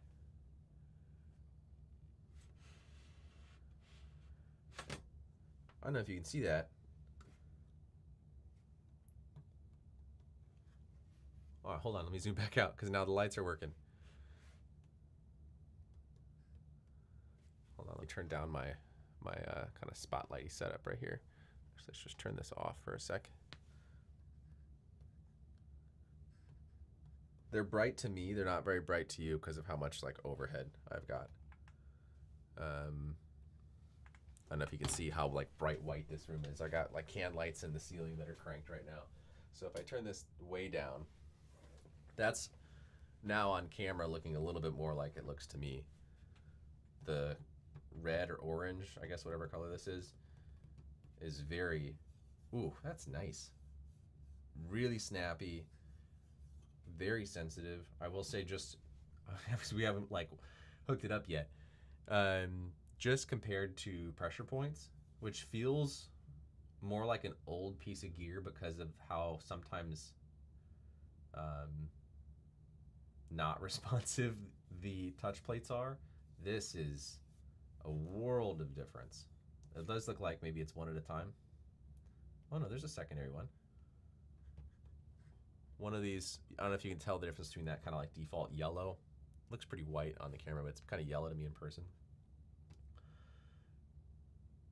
This like red that flashes to orange after attack. If I hold this, now my right hand, this one is a little bit blue to me, while this one's orange. Can't quite see that blue on the camera, at least on my little preview. All right, let me turn lights back on. That was the easiest, most anticlimactic, in a good way, firmware flash I could have expected. Great, thank you IntelliGel for continuing to be my safe testing spot. Now let's go into rearrange the case mode. I'm always nervous unplugging this because this is into like a jack. Let me know if you can. All right, looks like my mic didn't unplug. I'm running off of a MacBook Air, which has like the 2 USB-C ports. So I've got one of those like breakout dongles that's plugged into there that is always completely full. And I find anytime I unplug something, sometimes it wiggles just enough to unplug everything. And that would basically just immediately, I think, end the stream. Because both cameras are going through that. But it looks like we're still going. Alrighty, let me close some stuff. Cool, cool, cool. Oh, I'm excited now. We're gonna get to the point tonight where I'm gonna have to figure out how to patch in audio from the case, the A case, so that you hear it and I hear it, which I have not tried to solve yet. Take your stickers and you throw them in your sticker bin, and then you forget about them until you have something that needs stickers. Unless it's a perfect circuit sticker, and then you slap it on the inside of this cupboard down here, which has, oh, that's got more Sweetwater stickers than perfect circuit stickers right now. Actually, here we go.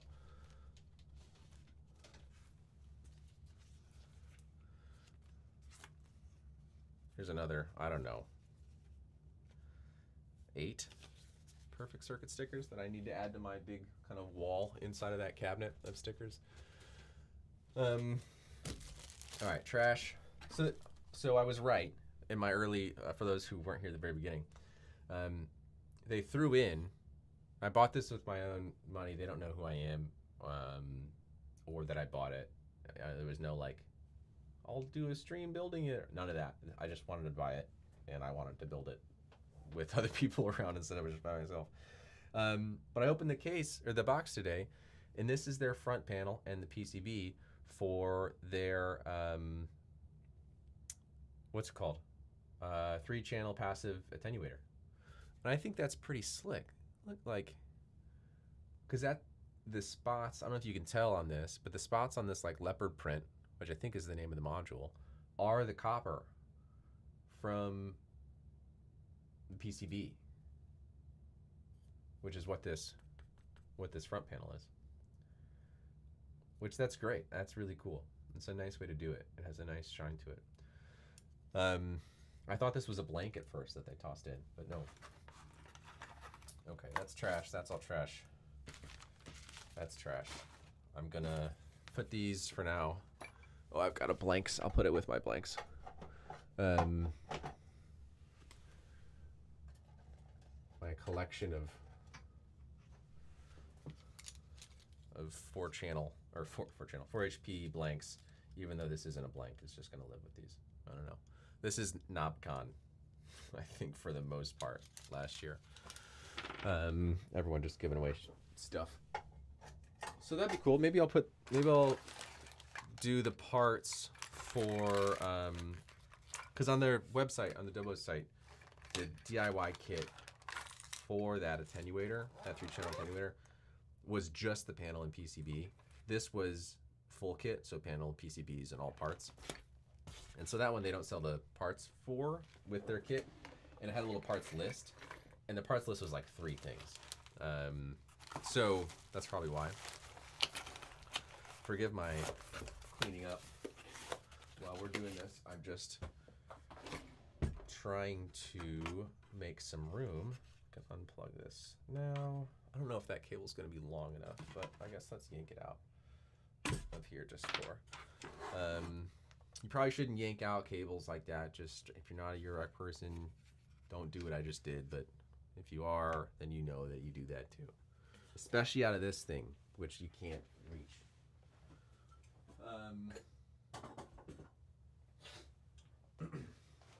All right, we're switching gears. Let's zoom out. Wrong way. There we go. We'll just kind of set some stuff down because what we're doing next does not need soldering iron, although is this still hot? A little bit. Unplug it. Forgive my running around.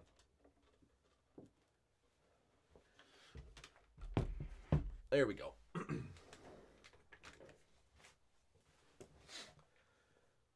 All right, here's the current state of things.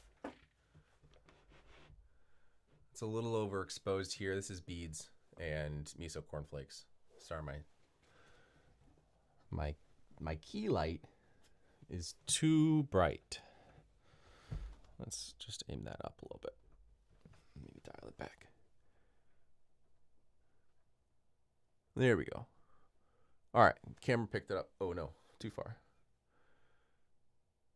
Good enough. All right, let me know if that's not bright enough. It looks fine still for me. Maybe a little more. All right, while I'm just unplugging everything, because this is going to be quite the rearrange. We'll get to the kind of current state of the A case here in a minute, and then I'll show on Modular Grid what I've got in mind. Usually I unplug these things by color, which I know I'm not alone in that sense. Problem is all my audio cables are always these red and black ones. They're kind of impossible to just do by color. What's sticking around? Almost everything besides pressure points is staying.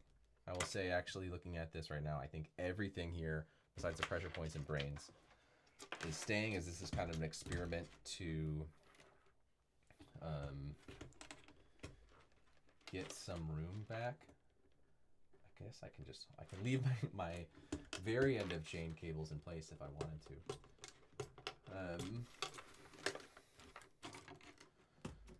We're gonna kind of rearrange everything from like there over, I think. In this case has sliding nuts instead of threaded rails, which I've grown to really like. The matriarch case is threaded rails.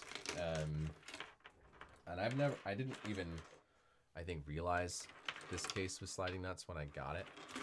And I don't know if I would have picked that looking back, because I only knew threaded rails. But now I kind of like it. It's much more forgiving on the modules themselves when they kind of are not quite the exact dimension they need to be. You can slide them around a little bit easier. And once you get the hang of the placement of those sliding nuts, which I find to be really easily done by just keeping a twist tie with your knurlies, if you're a knurlies person like me. This is my technique for dealing with these. I kind of get them all up and then pull out the ones by length and then split them red and black. And then I'll show you my cable wall in a second. Once I get these hung up. Again, then I have like 2 clear lengths here, and you can just whoop, get them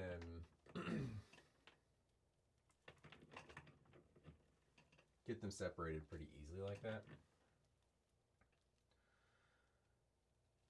Is this loud enough? By the way, I'm still using my shotgun, which is obviously very directional, and I'm moving around, so I don't know if I need to be talking way louder as I'm walking around.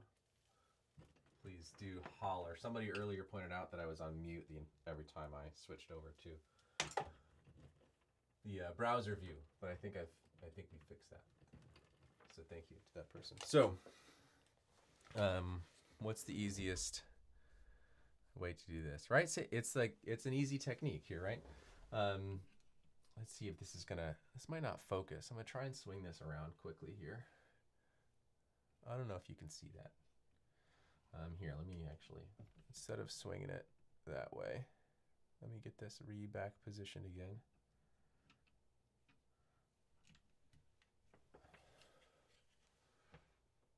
Cables. And then they live behind the door, which makes it kind of easy, so it's not taking up too much space. Let me turn this back up a little bit. Louder would be great. Okay, sorry. Let me turn that up. God, it's such a crazy delay. This is my first time doing this. I'm gonna unplug these just because it looks a little silly.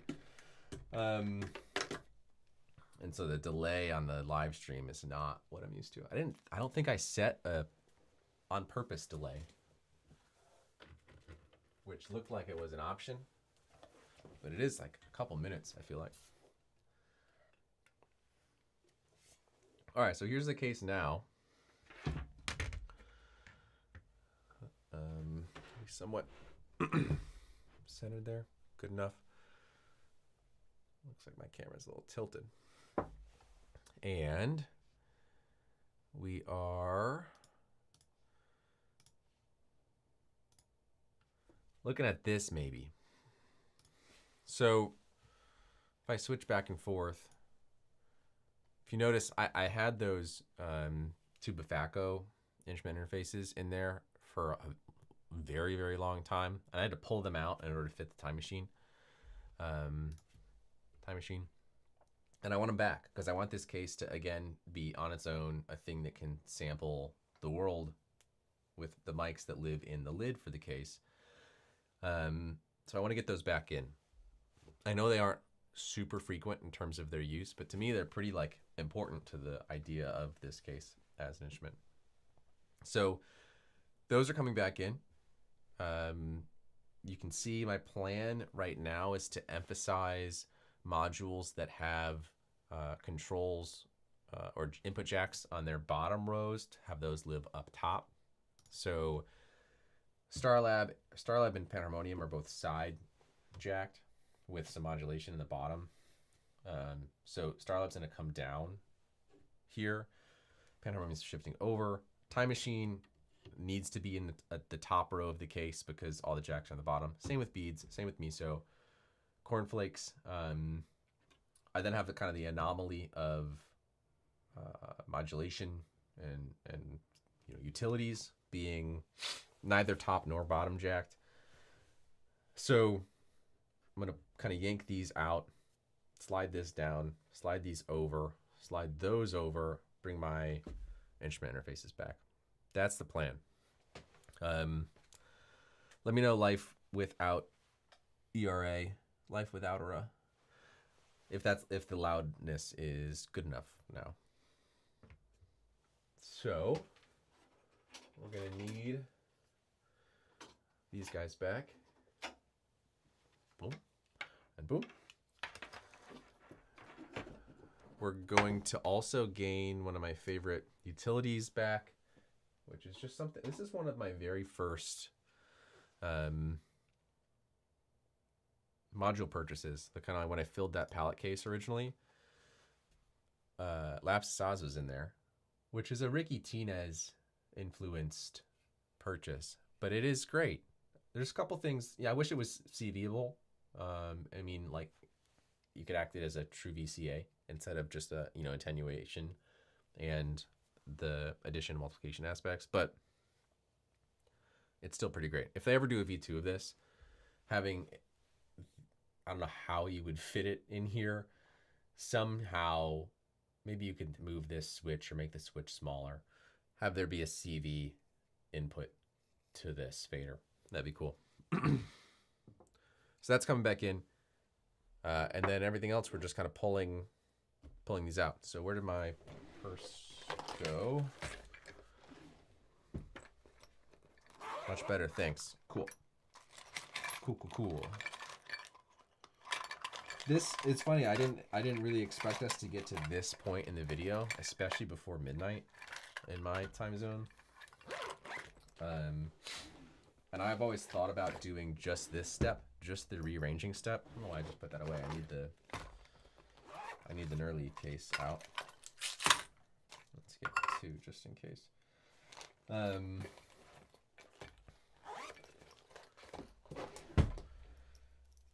What was I saying? But I was thinking about just doing this like rearranging as a video. What is chat rate? YouTube is now telling me I have a chat rate. Don't know what that means. And so now we get to kind of try that out. We went from DIYing as a video to now we'll try reassembling or DIY as a video. DIY as a live stream. So now we'll try rotating and swapping modules in a case as a live stream.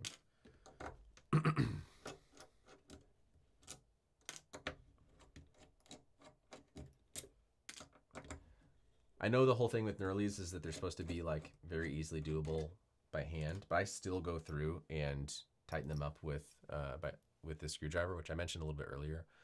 I got this in like a whole pack of these kinds of screwdrivers, which have a spinny end in various sizes, and this is the one that just fits the Nerlies perfectly.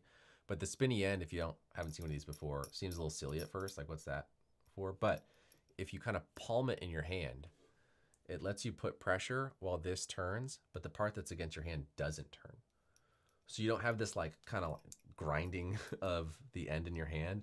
Instead, you can provide very even, like safe pressure on a part that spins without it slipping out or jumping or anything like that. I find it to be very, very handy for doing exactly this. It slots right into the Nerly top very easily. So would recommend. I have no idea. I just killed a little gnat on my case.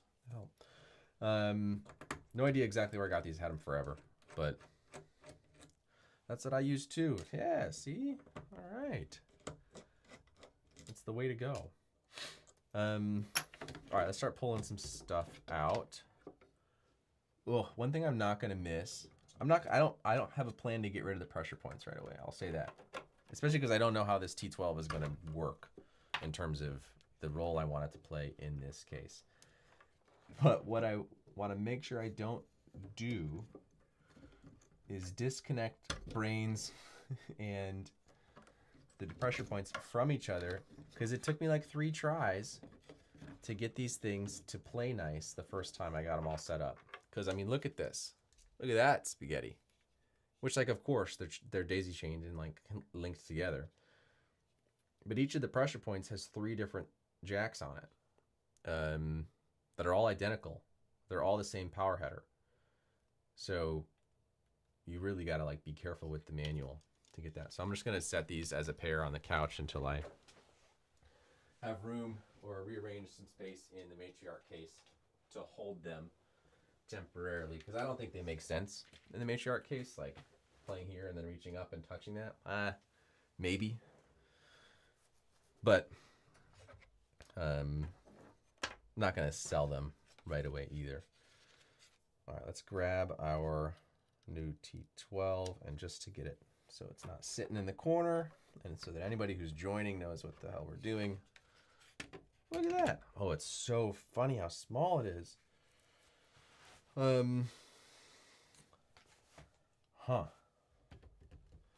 That's gonna be really different. Really different for me. It's not, in the grand scheme of things, of course, right? It's not that different at all.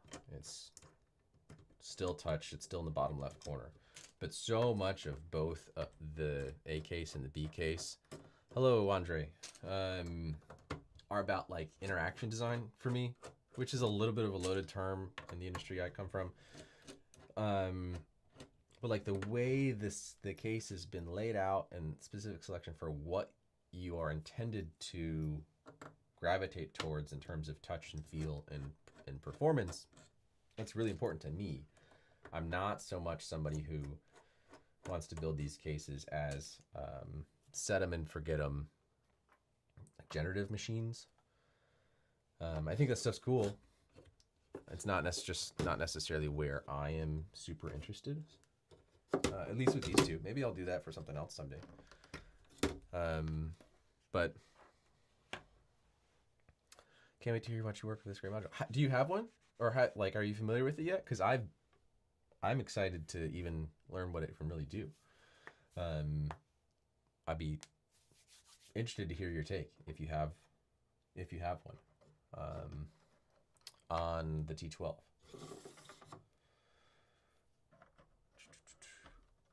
All right, panharmonium sliding way over. Oh, the one thing I need to do, which I was annoying when I found out, which is I think I found out after I bought it. The T12 is 17 HP. Now, Doboz, again, I don't expect you to ever see this or know who I am or watch this video. That would be very entitled and kind of presumptuous of me. Excuse me.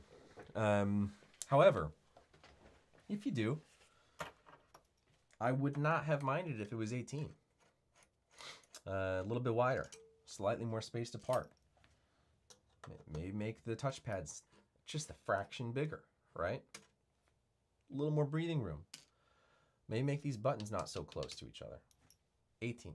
Because what I'm going to have to do is pull a 1 HP spacer and do that anyway.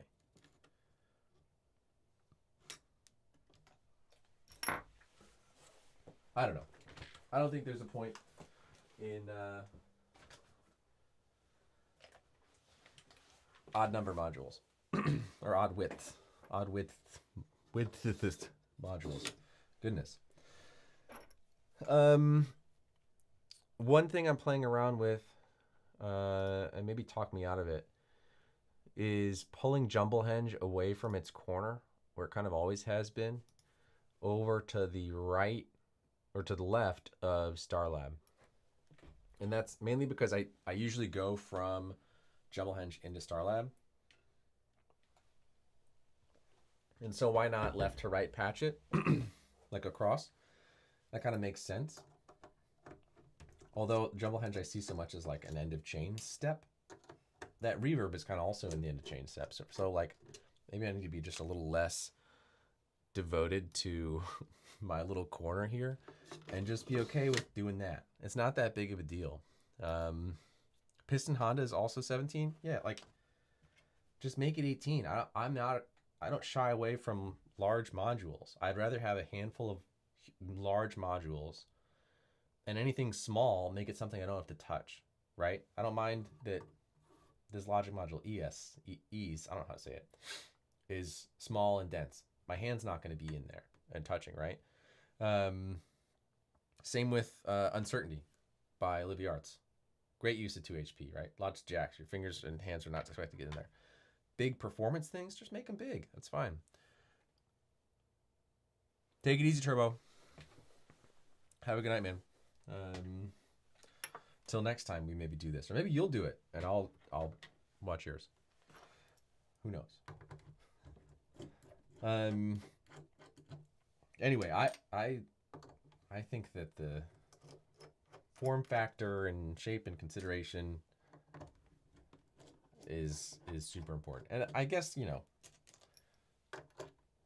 the whole try to draw some like hard line across the whole format would be kind of silly, because the whole point is for it to be, you know, build your own instrument system. So if some people want tiny modules and just that's it, pack them all in there, cool. If maybe somebody did at some point make a case with an odd number of HP across, you know, maybe this, instead of being a 104, was a 105, and maybe it would be totally normal that all modules are standard widths of a common factor of 5 instead of 2. And then we'd be annoyed when somebody comes out with a module that's got 4 HP. But this is where we are. That's kind of a fun bottom row. Just looking at it as I get it together. I guess my camera is, my little overhead, or not overhead, my face camera here is blocking this bottom corner, but that's fine, because this isn't changing. If you have any questions down here, just let me know. This is patched, or this is ordered left to right with very frequently how I patch it, with the one exception being Panharmonium DXG sometimes, and a lot of times, go through Guillotine and then up into the Matrix Mixer and then down into Jumble Hinge. But I don't want to move Guillotine because I play Guillotine a lot and I need it to be on the edge here. And if that was in the middle, that would suck, because then it's just kind of completely surrounded, right? All right, that feels good so far. Let's keep removing some knurlies. I don't know about you all, but I kind of remove everything first. Like I could, at this point, lock out the bottom row and put them back together and call it done and then move to the top. But I don't usually work that way. Kind of get all of them in place first. And then start to slide the threaded nuts around and reattach stuff. So the plan for the top row is basically to swap Logic and or my utilities modules go to the left a bit to be near my clocks and other utilities in the 1U. These kind of sound sources, we'll call them, although they could also be called effects, whatever. These audio-based modules slide over to the right to be closer to the Matrix Mixer, which I think I've always used in audio context, even though it's DC coupled. And then the instrument interfaces right here will come back up into the corner where they're supposed to be. I'm trying to think now about how to make it so you can hear this case once I'm done with it. I know I could plug my headphones in there so I could hear it. But if I left right out, I could go over to, where could I take that easily?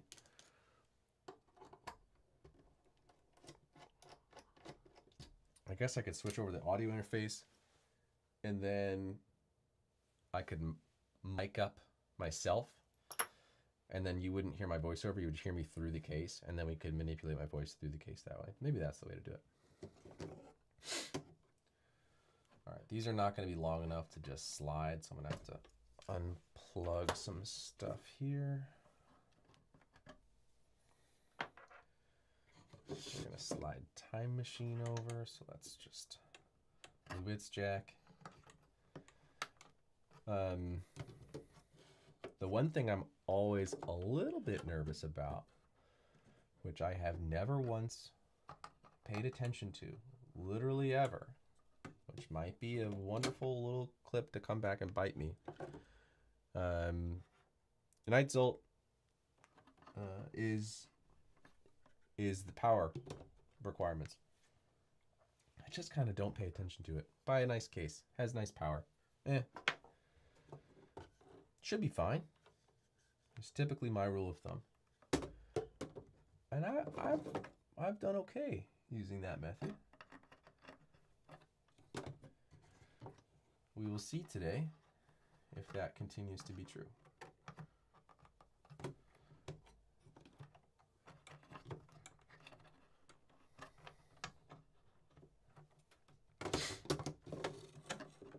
All right, got some room there. What's going on here?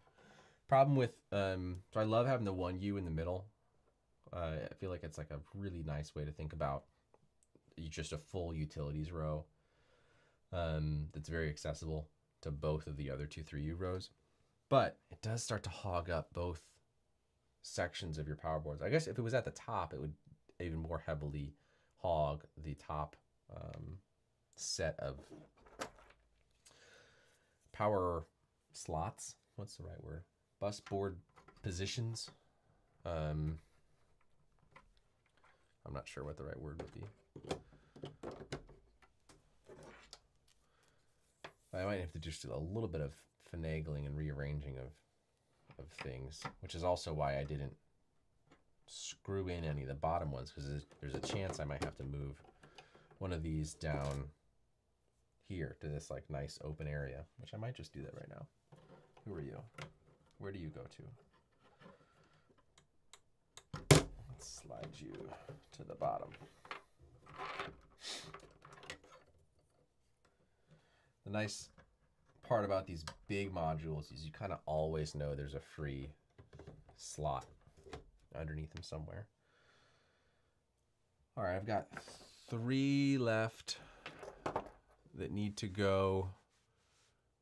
1, 2, 3, 4 left that need to go where I have 1, 2, 3. They're way over there. That's so far. All right, we're gonna have to bring another one down. Just kind of transferring these from being in the top to the bottom so that I have enough room. Whoops, dropped my 1U.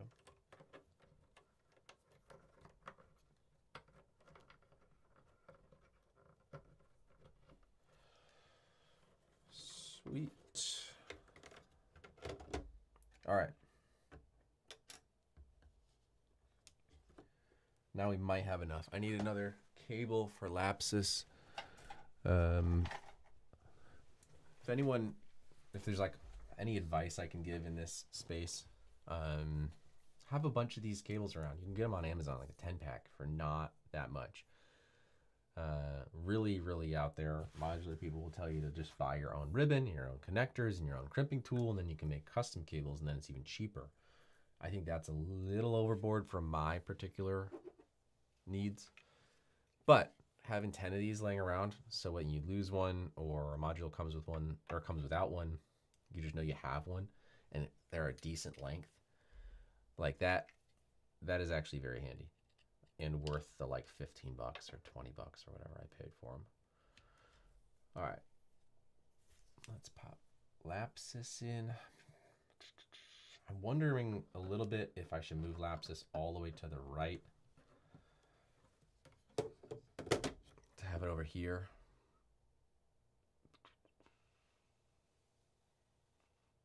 Thinking, no, I'm gonna do with this super long cable. I'm gonna throw it. Go ahead, Miso. Just hang out for a second. I'm gonna throw it way over here.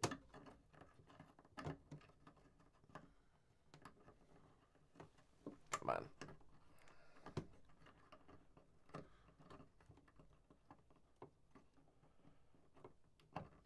Is that in? No. What's wrong?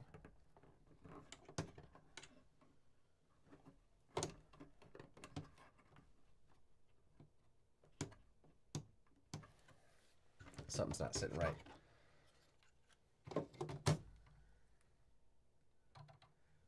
That's fine. All right. And then lapsus will sit there. And then I need uncertainty. Oct has a tiny cable. So we're going to throw Oct, which I could swap, but I don't feel like it. I'm going to talk Oct right there. What's the cable on uncertainty? Pretty good. Thank you, Olivia. Let's throw Is. Yes. Oh, is it like a strange pronunciation, a Scottish pronunciation of yes? Yes. Yeah, maybe not. We'll do that. Nearly there. Nearly there.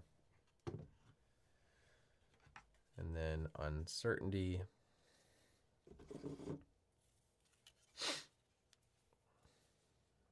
We're going to throw way over there and pull it back here. Sweet. All right. Just get to know each other.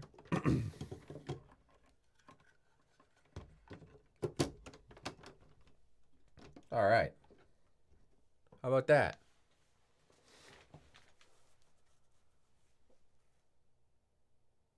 That's different. I know I'm looking at the camera view of it as a way of comparing it to the modular grid. I guess I can. Oh, I'm not logged in on this browser.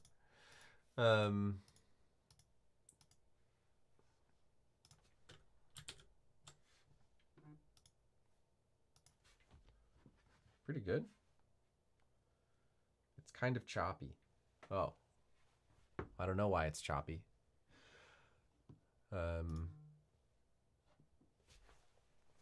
Hopefully it gets figured out.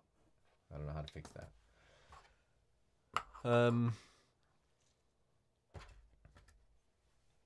Alrighty, the next question I guess is where do I want this spacer? I think right there, so that I've got room for the one thing that is definitely interactive before we go across. All right, my trick with sliding nuts, which is what this is a Black Hole Cases 7U104, which I'm not sure if they offer threaded rails versus sliding. Now, I bought this quite a while ago. I want to say maybe 2022. Not positive about that.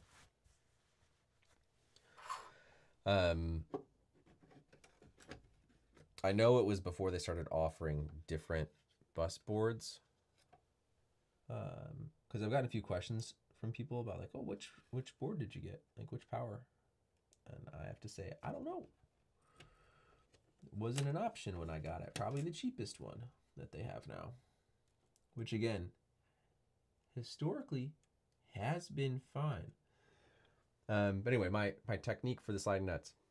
I keep this, which is just a twist tie from like a loaf of bread that you can easily wrap up around a finger, have a part that's straight, and it fits perfectly into the sliding nut. And I kind of, dropping the Doboz, slide the module off a little bit, slide the nuts across, usually leave 1 or 2 nuts in between each large module. In case I do come back and need to change the spacing of things. I just try to keep them consistent top and bottom. So that then if I set this down, like there's a spot there for all 4, and I can just then, from the knurlies,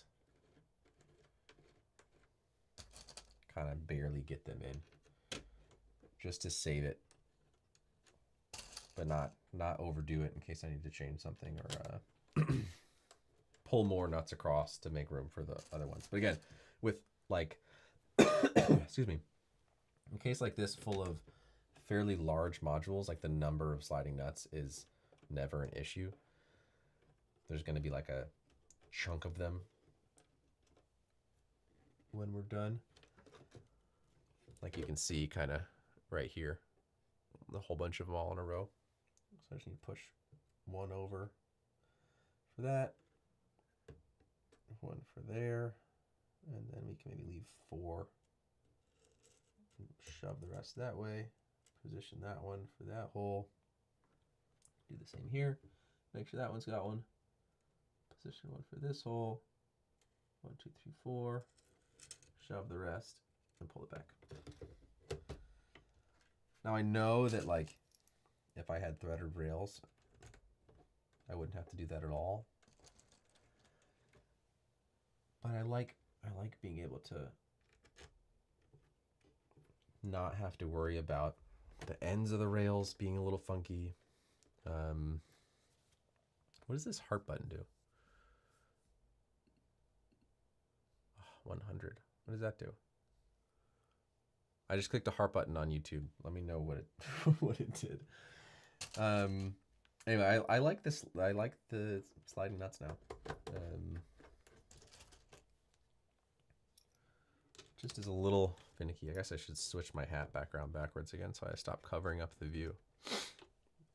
It says there's 9 people in here. It's very quiet. Very quiet 9 people.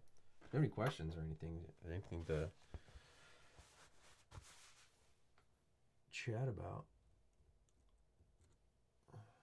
do ask. I guess I can put some music back on.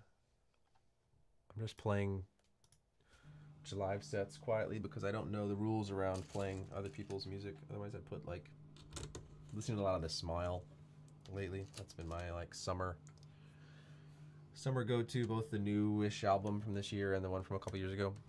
I don't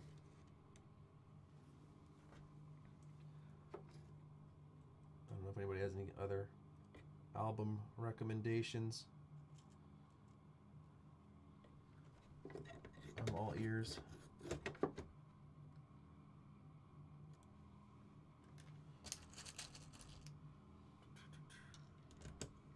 What do I use for a VCA? In this case, this dual VCA right here, primarily, I can use the DXG as 1-2, kinda. I find myself doing a lot more, I'll say, attenuation manually than voltage controlled attenuation.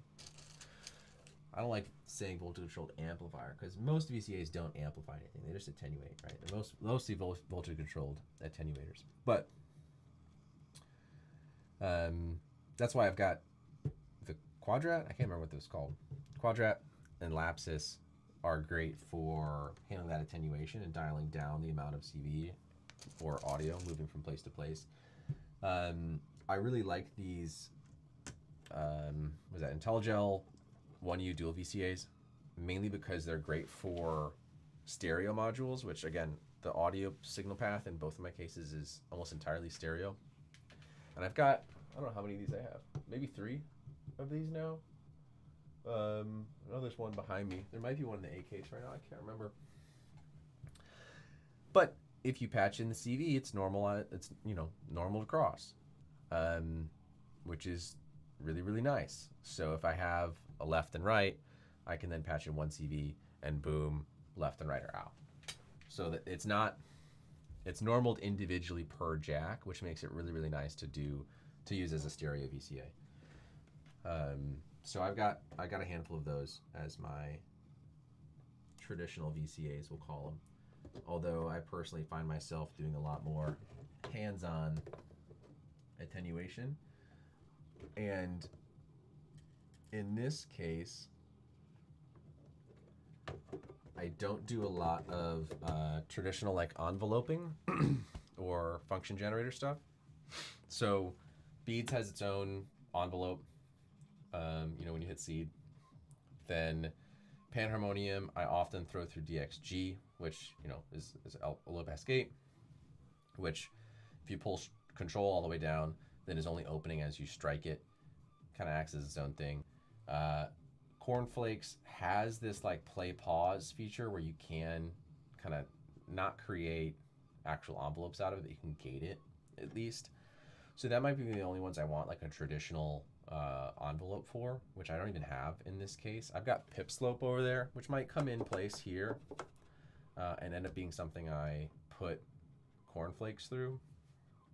But otherwise, I rarely have the traditional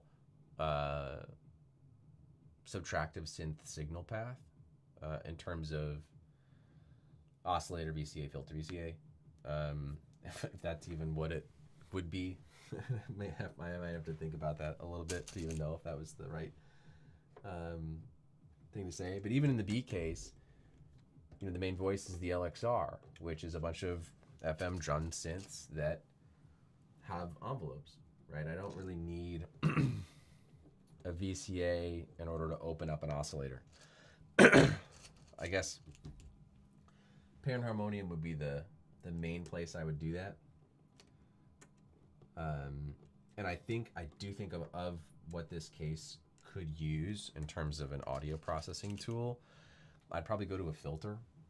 You know, I don't really have a filter in this case. You know, obviously the low pass gate's doing some low pass. But of things this case could use, panharmonium frequently really needs a filter. Especially depending on what waveform you pick with it, it's thirsty for a filter. And Zagreb over there, now in the B case, long time ago when I only had this one case, I would very frequently use like the big saw waves on panharmonium and run them through Zagreb, and it was really great at creating these very orchestral horn tones with that combination, and I kind of miss that. So right now, Zagreb over there is to kind of control the placement of data bender in the mix and add another kind of super resonant filter to play along with the 100 grits, which I could see at some point not feeling essential and bringing that over into this case. I don't know where I would full pull 8 HP from though, to be honest. So I'm not sure. DXD does a pretty good job for what I need. Should I do this upside down or should I lean way over? What's more handy? Maybe I'll do this next part upside down.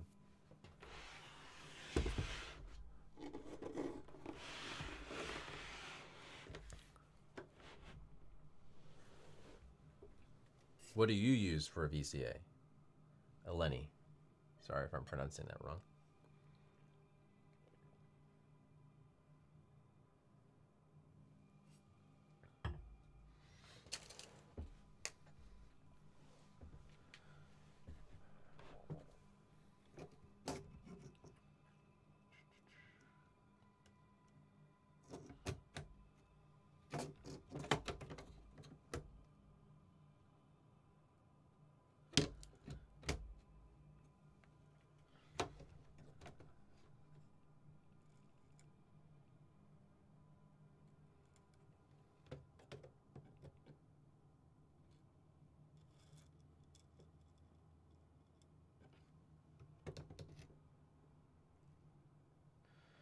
Currently looking for a good one.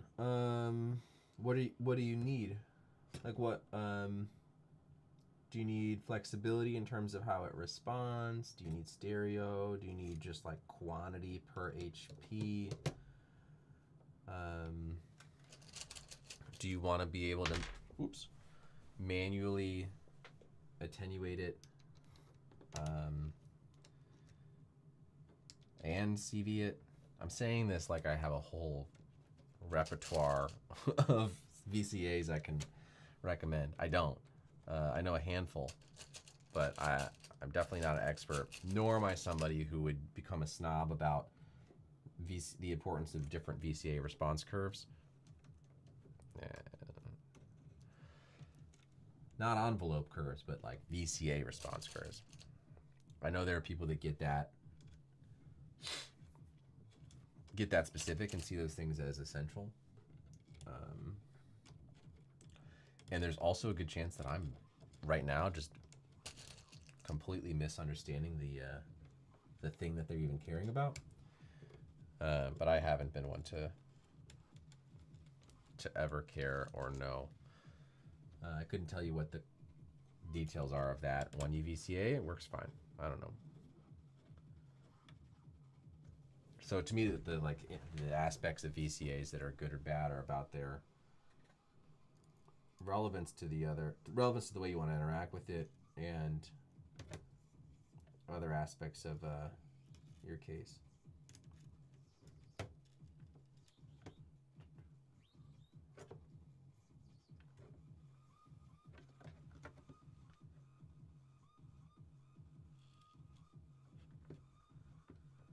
I'm getting there. Really new to modular sense, not sure. Oh, okay. It's fair. Cheap. Go with a cheap one. A cheap one that's not too crazy small, that has some manual attenuation on it, as well as voltage control, if you can find one. Now that I think about it, I don't know if I can name one.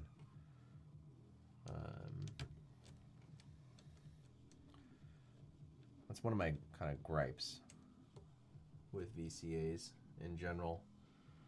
I want them to be, one, actual amplifiers so that you can make the signal bigger, not just smaller with them, which very few are. And then I want to be able to not have to have another VCA for the CV, or attenuate the CV on the way into it at the same time. Come on. Slippery.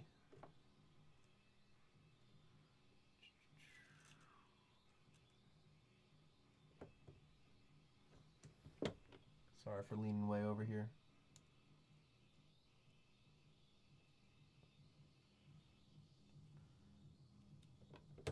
Look at that. All right.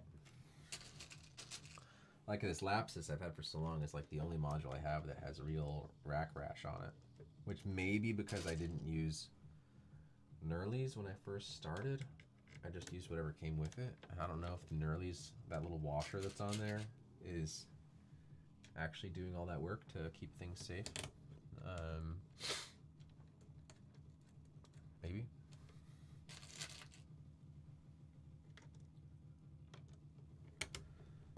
I'm very shocked we're getting to the point where we're going to be able to like test this module out tonight. I'm like going to need to pull the manual out to know what I'm even going to be doing. But that's okay.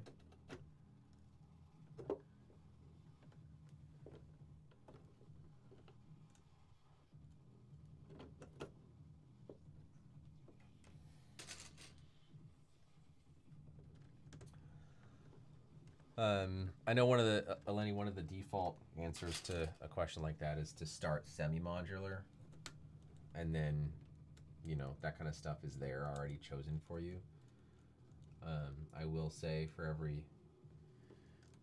just for the sake of a counterpoint, I kind of didn't. I guess you could. Well, is that a lie? Hold on. I guess I had the MS-20 before, but I didn't really understand that patch bay until I got into actually, into Eurorack as a format. And I still think the normalization versus breaking normalization is not the easiest concept. Or easiest thing to get over. Versus Eurorack or any other modular format that requires the patch.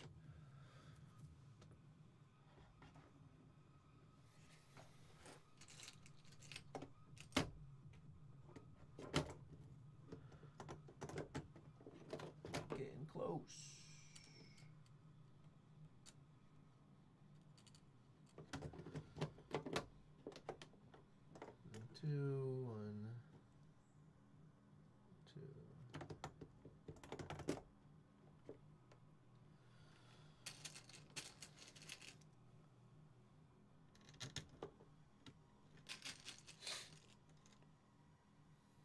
Talking this much is making me kind of congested, so I'm sorry I'm getting kind of nasally. I also don't know if I'm loud enough over the kind of music I've got playing.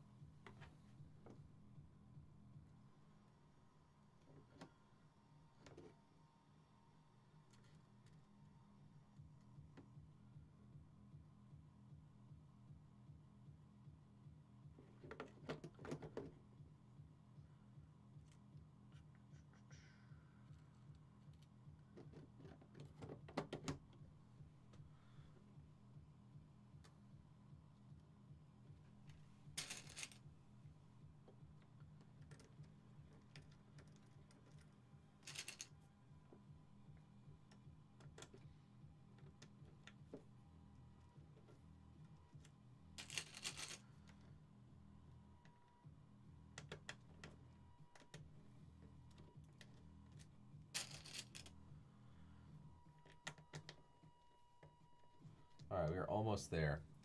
I think what I'm going to do is temporarily kill my mic and change to,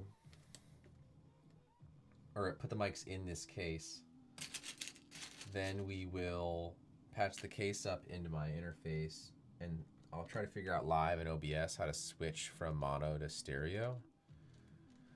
And if we can get that working, then we'll try to get the T12 working and go from there.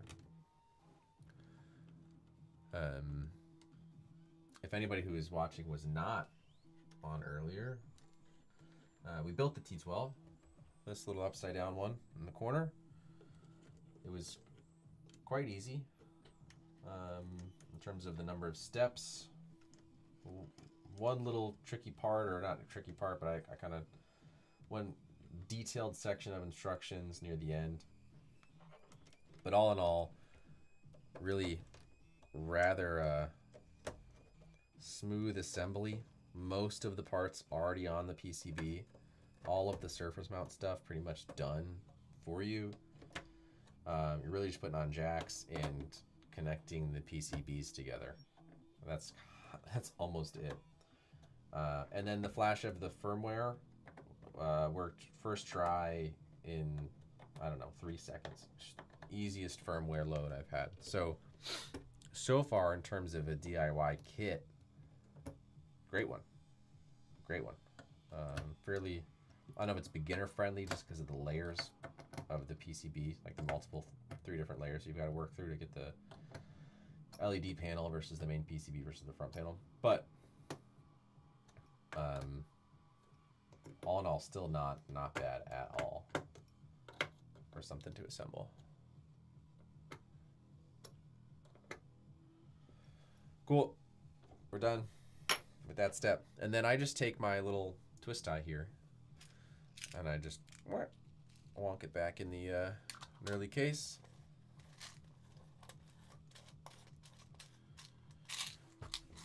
Take those,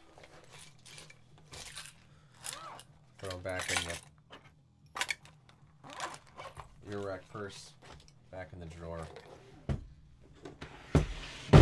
Oof. There we go. All right, let's pause that. I could probably move my soldering iron now. So let me get this out of the way here, and we'll do a little readjustment. And then we'll turn this thing on, and we'll see if we can figure it out all together now. Now if that's cooled down, we're probably fine. Pull a power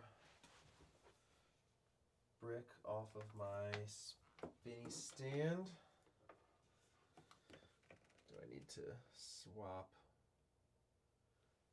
cables here? Sorry, just thinking out loud for a second. Oh, I don't actually need to do that. got my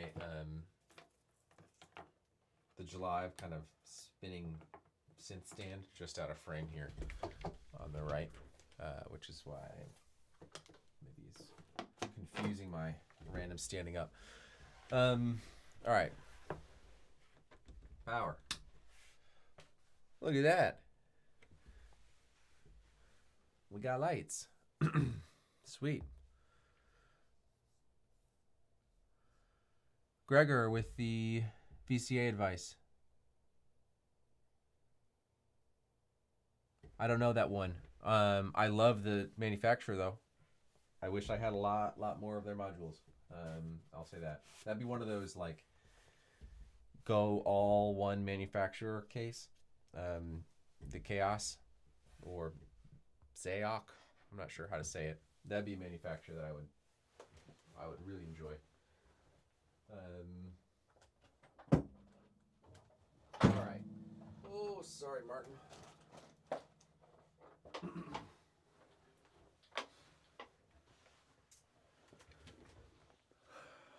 All right. The for those of you who haven't seen this, sorry, I'm starting to lose my voice. This is the lid for the A case.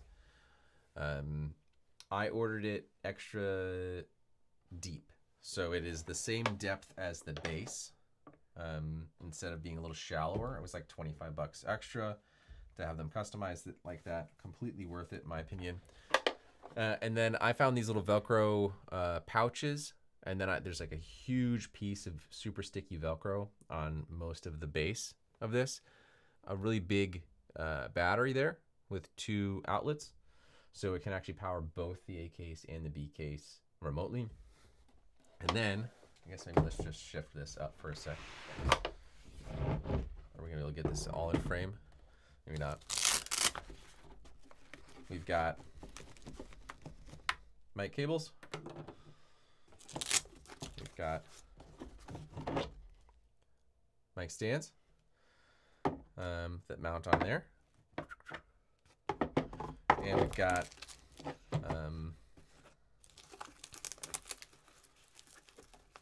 a pair of Lewitt condenser mics. So what I'm gonna do, I think, is do my setup that I would do outside, which is to mount these stands here.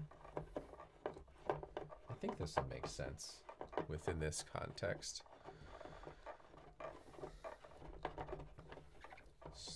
A lot of screws. These are just like standard gooseneck stands. I don't remember where I got them from. Amazon probably, or maybe Sweetwater or something like that. And then these are, I think they were for mics. I don't think that they were like repurposed plumbing hardware. I'm not positive because the threading fits perfectly. So they are probably for mics, but these were like $10 each, or maybe actually 10 for 2. And they're screwed with just really, really shallow screws to not go through, you know, this depth and poke out the other side. That was probably the most nerve-wracking part of doing this lid setup. This battery has worked fine for me. It holds a charge pretty darn well. And I'm quite happy with it. I did lose one of my 2 Lewitts. Just popping the mics actually in these now. Sorry, I didn't realize that was off frame. I did lose the windscreen last time I was outside with these for one of them, so I do need to get new wind protection. What I'm gonna do though, I've got the mic cables out. I'm going to move this over. Those 2 are empty. Usually I have chargers in those pouches. We're gonna swing this around. Normally I would, again, if I'm like out and about, I would power the case with the battery underneath. But we don't need to do that right now because we're here at home, so that's fine.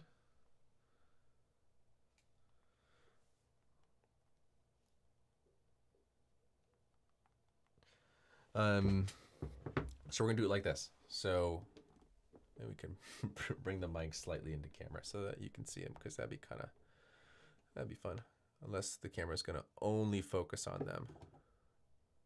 No, that looks okay. Maybe I can set the autofocus to be tracked down at the case. Cool. Now I've got these shorter mic cables. What are they, 3 feet each? And we can, is that in? Oops.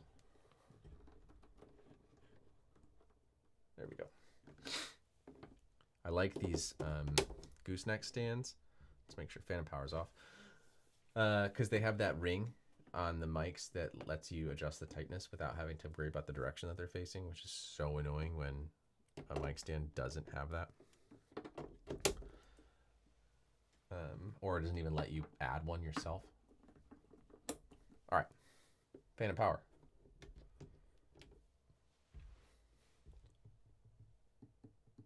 Sweet. Let's turn this down a little bit. Turn this up. Testing, testing, testing, test. Testing 1, 2. Look at that. Okay. I'm going to patch this up, and then what we are gonna do is turn off the Sennheiser up here, which this is a, what is it, MKE 600? It's the cheaper one. It's not the 416, the expensive one. But I like it because it can run off a battery instead of only being phantom powered. Can phantom power off a AA in there, which is kind of nice. We are going to swap to audio from here. And I might refill my water real quick as we're kind of transitioning. And I gotta find an audio cable. There we go. So I might do a,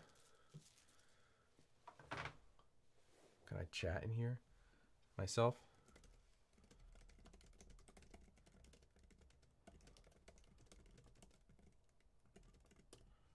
All right. I'm gonna be right back with a little water refill, and then we'll switch the audio around. But we'll just leave the case. We'll leave the case up here. I'll do this.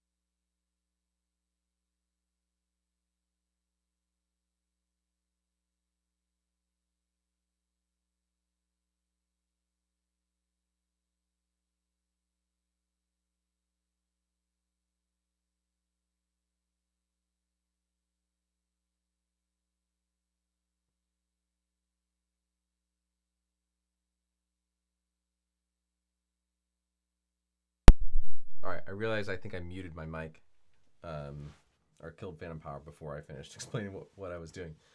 All right, I'm gonna patch up just the mics straight through the out, and then we're gonna have to switch inputs just for the ones that I can actually reach on the front of my interface, because I don't remember if I patched all of the ones from the back of the interface into the front of the patch bay. I guess let me send a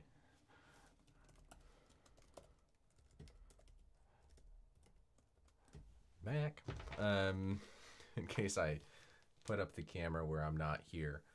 Please let me know if you when the delay actually settles, if you can hear me again. It looks like my audio is bouncing, so I'm gonna guess yes.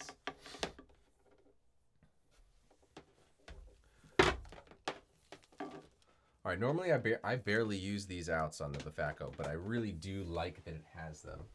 I guess I'm probably gonna start standing at this point anyway. Mainly because then I can separate the use of headphones versus actual like full outs for another purpose. Let's see, is that good? We'll leave it like that. All right, let's get some end of chain stuff put back together.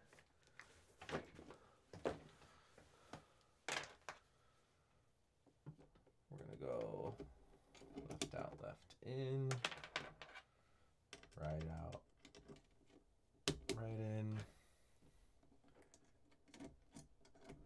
left out, left in, right out, right in. I'm gonna want to, sorry, I'm just gonna be thinking out loud a lot during this. And I often patch backwards like this, just from my end of chain back up, really just to kind of rebuild what I consider like that and knit patch, the aspects of the patch that are kind of essential to me, at least to how I think and work with the case. Oh, look at this. This is so, is that going to be too long? No. All right, sweet. Is that one too long? That's annoying. So close.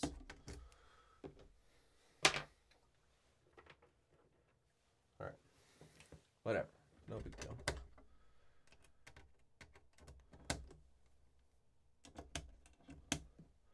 So we've got phantom power going there. Let's grab my SD card off of wherever I had it last and pop it in here so we have the opportunity to record if I want to. Prep the card because I hot loaded. You don't have to do that hold down step if the card's in there when you turn the module on, but since it was out, put it in, hold down the record button for like 3 seconds, and now it's ready to record. The one trick, if you do use this, if you hot load the SD card, your recording goes in the first folder, it doesn't make a new folder. So in folder 1 on that SD card ends up having hundreds of things in it. Instead of each time you power on the module and take at least one recording, usually it makes a new folder, with the exception of if you hot loaded the SD. I don't know why it does that, but maybe because it doesn't, I guess maybe when the module boots, it checks the number of folders in the SD card and then preps to make that one. And if there's no SD card there, that counters at 0. But anyway, let's just do this for now. I'm gonna take that is super loose. I need to tighten those.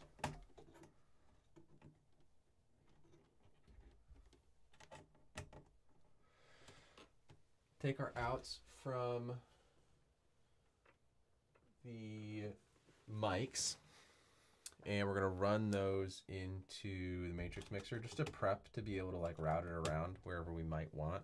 For now, I'm gonna throw it wide in mids, turn this down, so we're not doing any actual filtering, but we're gonna come out of the Facos into here, into the matrix mixer. Let's turn everything else off to start. We're just gonna send that straight down out of here into Jumblehenge through StarLab, which we're gonna start as fully dry, into Liberlegio, which will also clear. Let's leave the limiter on through and through. Look at us, we're almost there. I'm gonna hook up my headphones, which I use the IIIs. Actually, do I want to use the IIIs, or do I want to? No, I'm not gonna use the IIIs. Usually I use the IIIs. Gosh, that name sucks. But we'll use these, which are my what are these, Biodynamics. DT990 Pro 250 ohm that I've had forever. I love these because they're open back and you can hear everything through them, so they sound like nothing. All right, now I'm hearing myself, which is great. We need to take the pair of cables I left on the floor somewhere, bring them all the way across, and now you're gonna stop hearing me for just a second now, and then maybe you'll start hearing me again, which would be a good sign. So goodbye for just a second.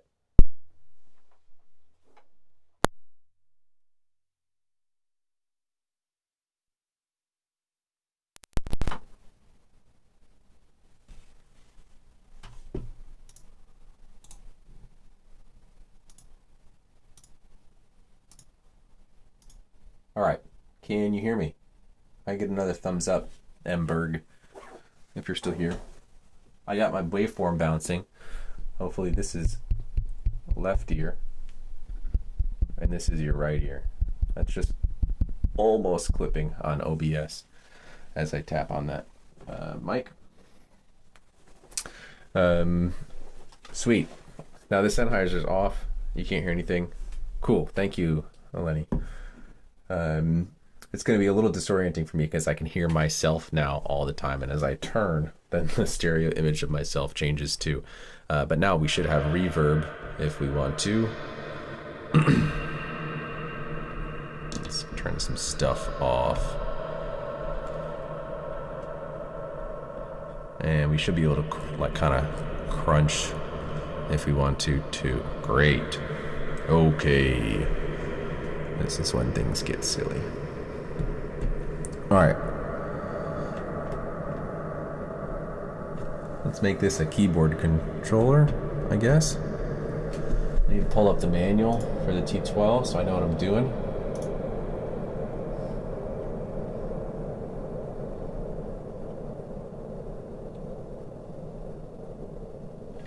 I guess maybe the first thing we should do is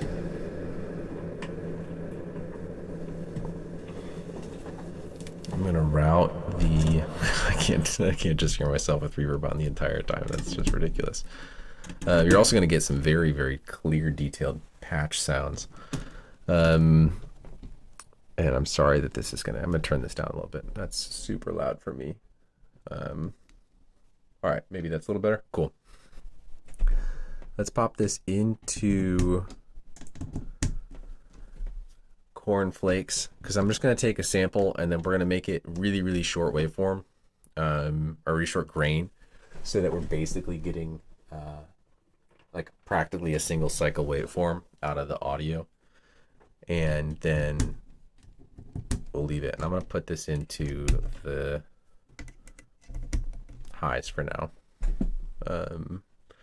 All right, so if we send some in, now we're getting a little bit of light on cornflakes. If I do this, now you're going to get double me because there's me in the highs and me in the mids. And if I filter this, we're going to actually get some strange splitting of that. But we don't actually need to do that. What we need to do, let's see, how does that sound filtered? That's nice. Let's just take a recording of me talking, whatever, it doesn't matter what it is. Talking, whatever to talking, whatever to talking, whatever to talking, whatever to talking, whatever to talking, talking.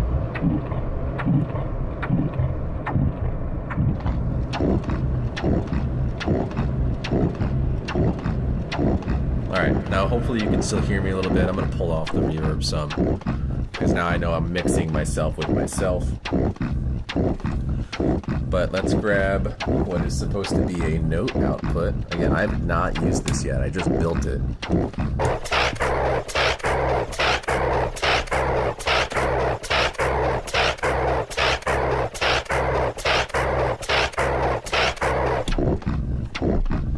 Okay, let's see.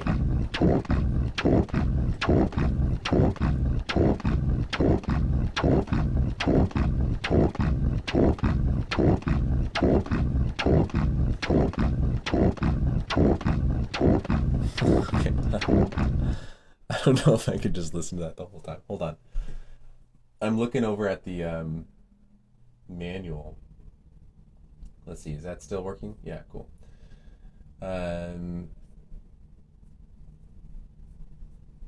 Let's try just keyboard.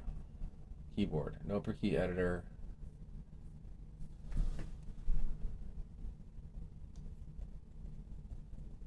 It seems like it should be. No, that's our video generator. Keyboard controller.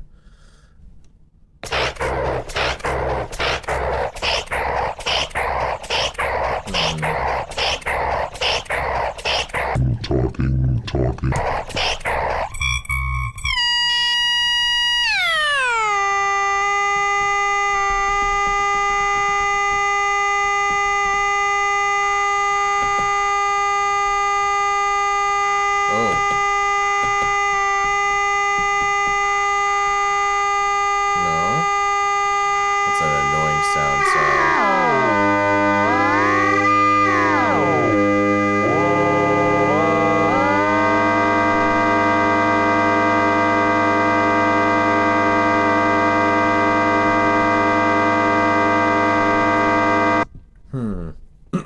What am I doing wrong?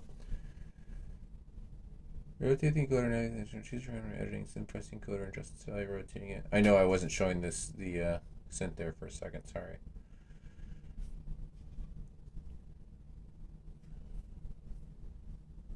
Oh, as you hold a plate and turn a knob to set a note.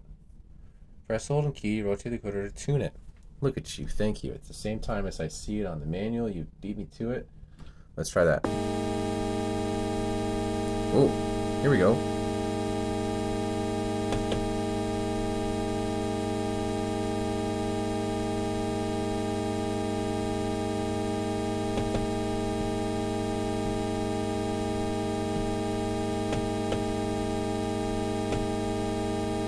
Whoa, whoa, whoa, whoa, whoa.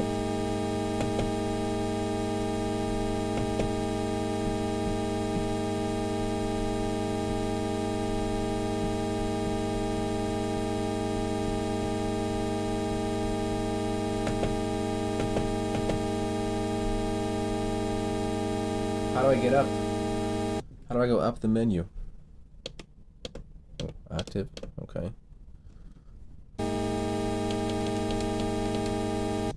Am I even using the right out? Alright, hold on. Let me slow down.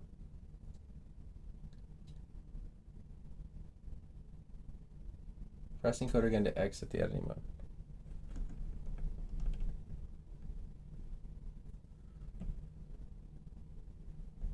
Wow, there's so much to this. Can you still hear me okay? I'm going through the synth. Yeah. Wow, wow, wow.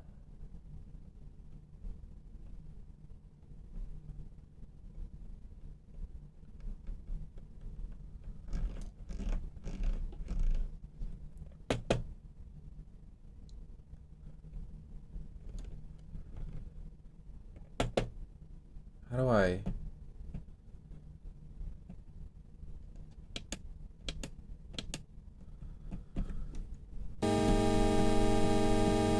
I'm not getting any actual response though. I almost don't trust cornflakes for that, for a strange reason. Let's try actually, just to make sure it's not cornflakes, just for a second. All right.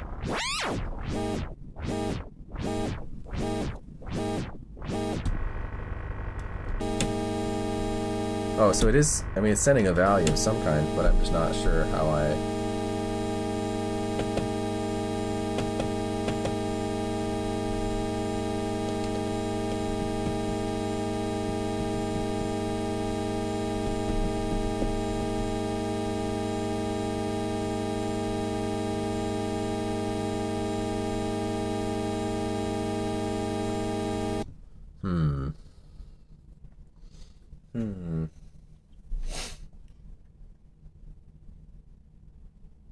Pressing out to tune it. Do you understand?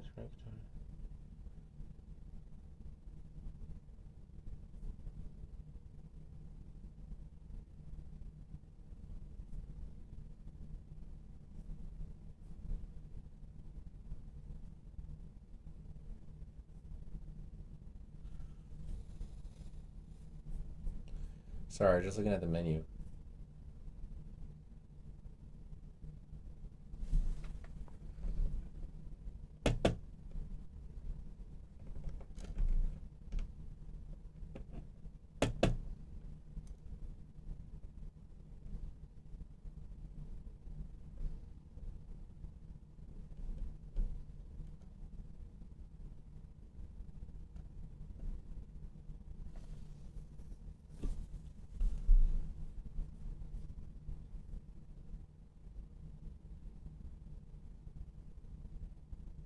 Still thinking, sorry. CV input reset trigger gate output.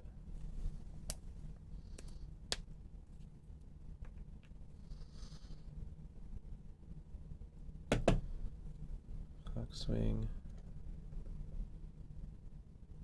Last, that's fine. Do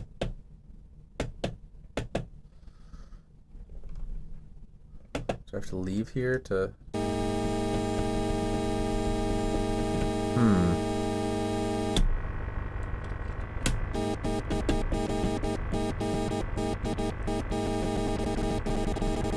So the gate out's working.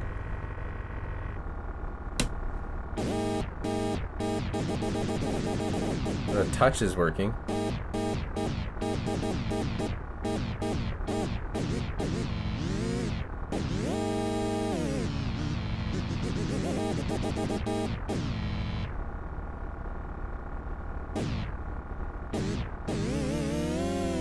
That's very sensitive.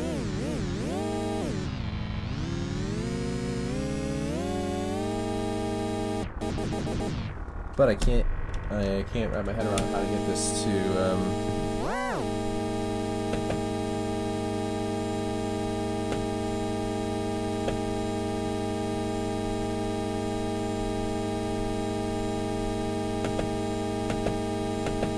where am I?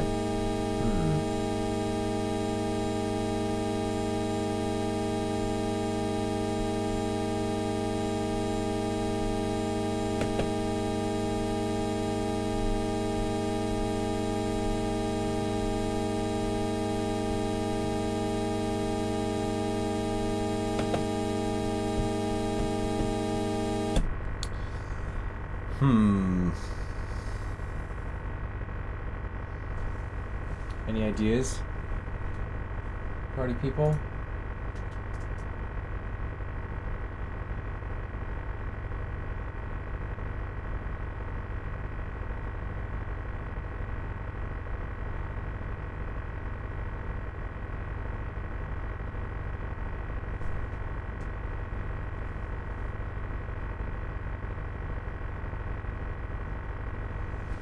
I know we're just getting miso cornflakes constantly.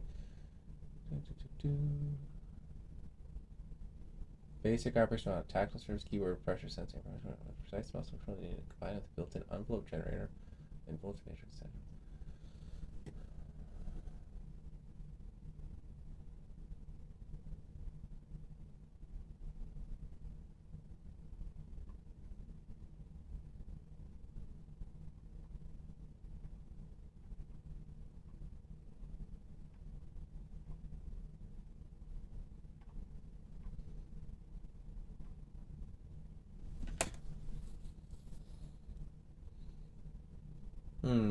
Should I have calibrated it?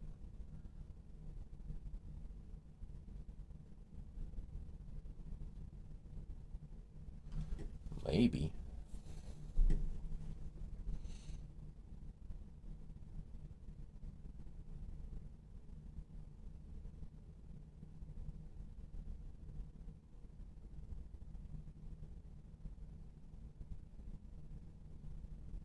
I don't have a multimeter on hand though.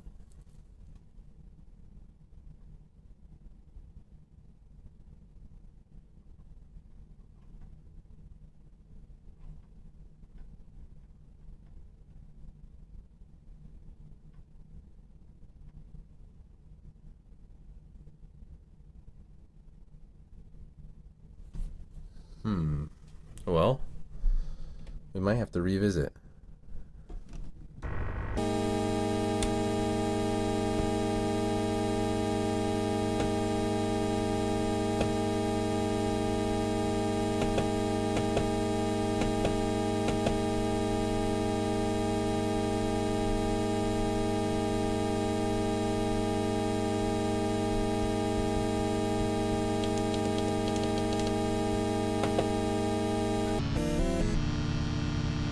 How do I fix that?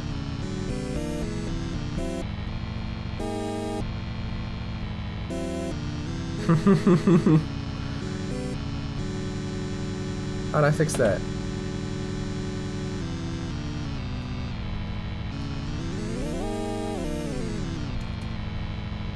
Alright, don't ask me how I did that.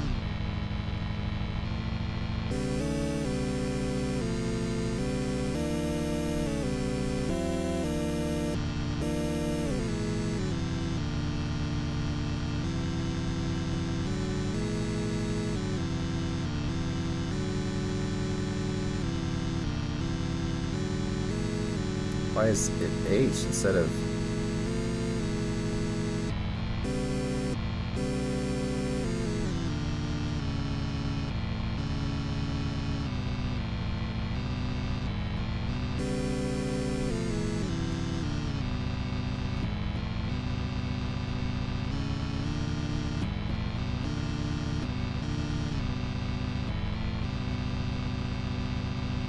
Oh, I have, it must be quantized to something.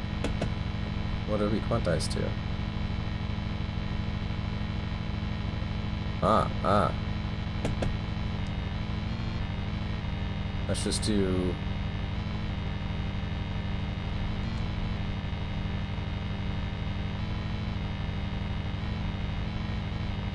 off. Look at that.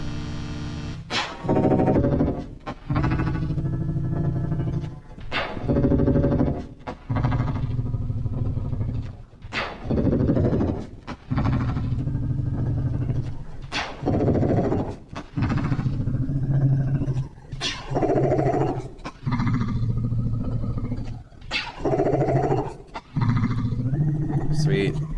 All right, well.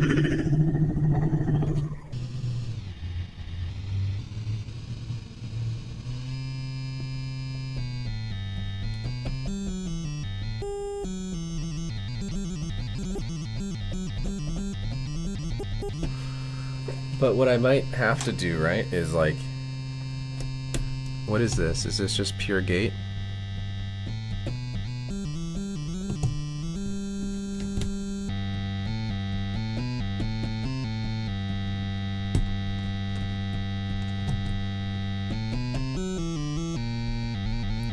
Where's the envelope out?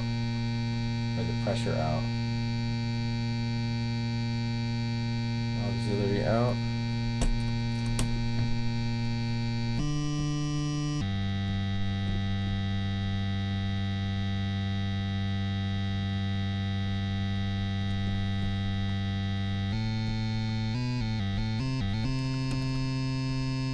Alright, what do I... Sorry. What does that do? TEV. Source. Modbus. Jesus. Alright, where's the...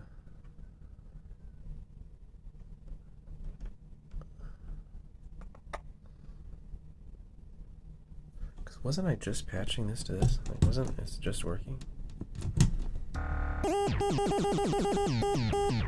Alright, so that is working. Why are we getting... Oh, weird. That's curious. Alright, but now if I take these out, and instead we'll do this. And...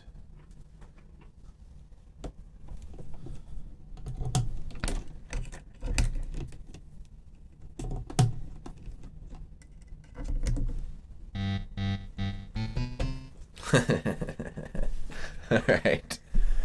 Alright. It's late. It's really late.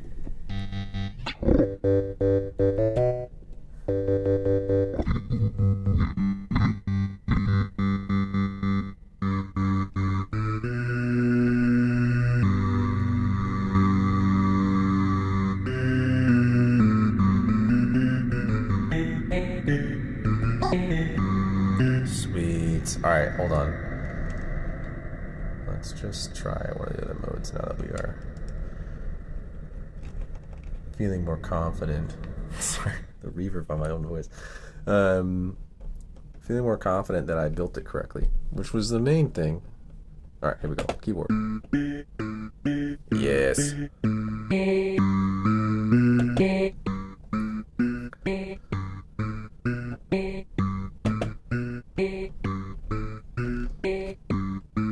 All right, where's my ARP settings?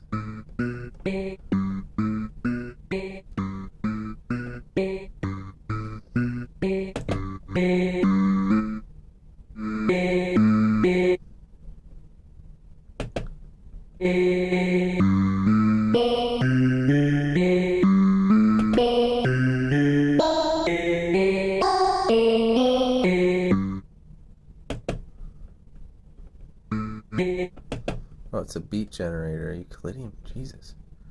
There's so much in this.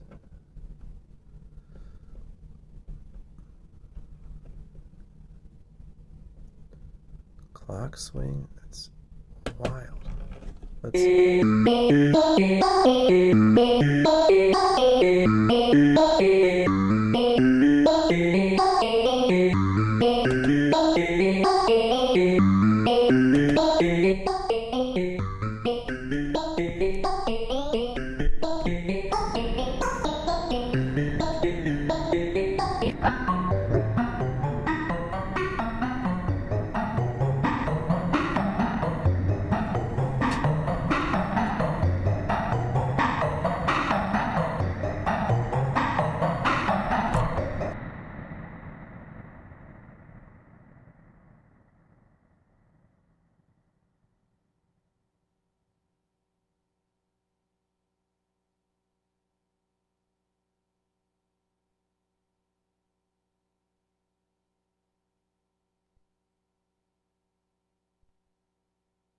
now you can hear it.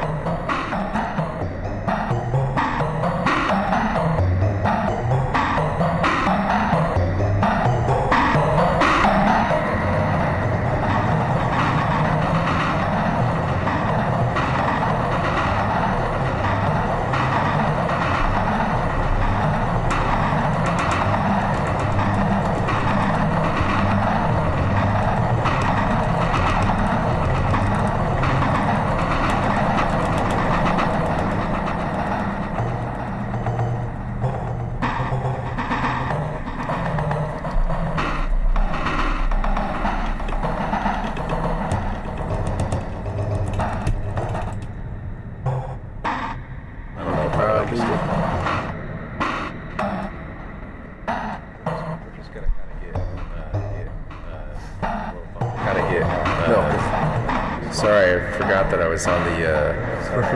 Sorry, I forgot that I was on the overhead or the manual still. The manual still. This is going to be very boring for anybody who's still here. Still here. This is going to be very boring for anybody.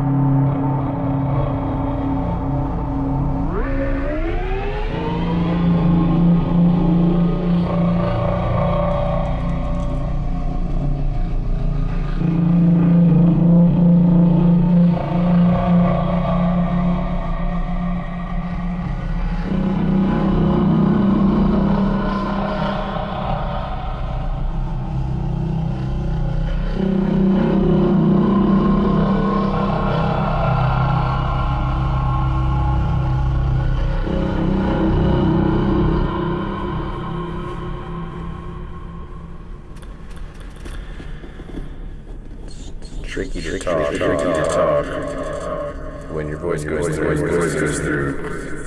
the time machine. It's nice to crank that all the way down. Whew. It gets really pitchy in a almost phaser way, right? I mean, you can hear that. That's kind of, it starts to feedback past you, I think, to the point where it squeals. By design, the stereo or the spread knob is fantastic, though. I mean, there's so much different, like, weird tone in there, and we can crank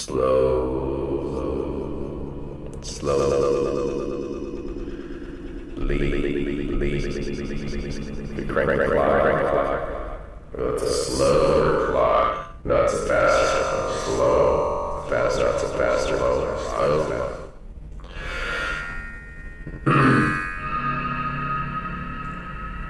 Anyway. Alright, slow this down. Alright.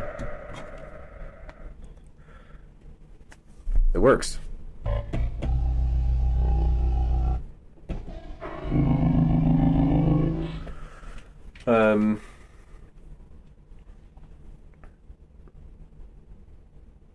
Not bad. 3.5 hours from box to assembled in case, and we got it to work. I'll take it. I'm going to bed.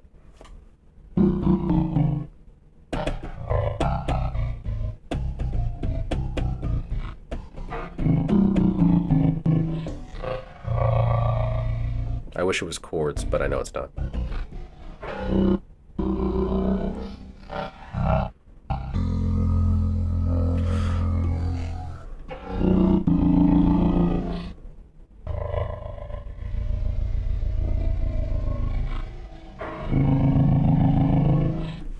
Real quick.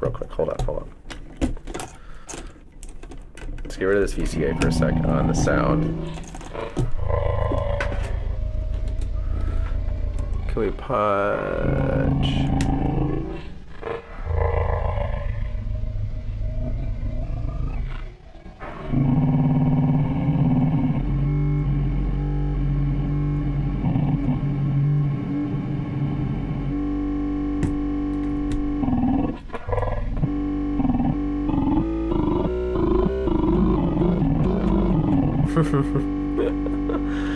All right.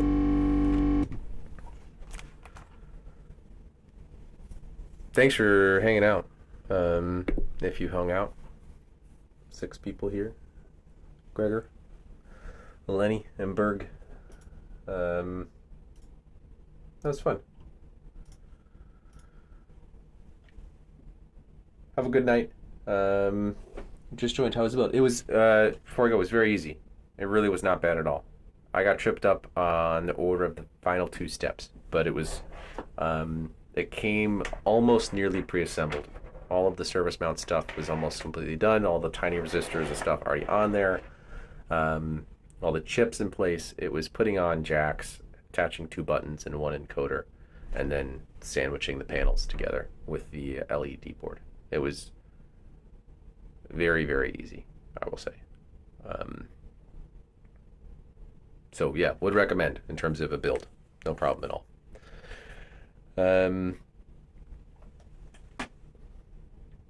That's it. See you in the next one. Sorry, this sounds super weird in my headphones. I'm not sure if it sounds super weird to you, but take care, everybody. Good night.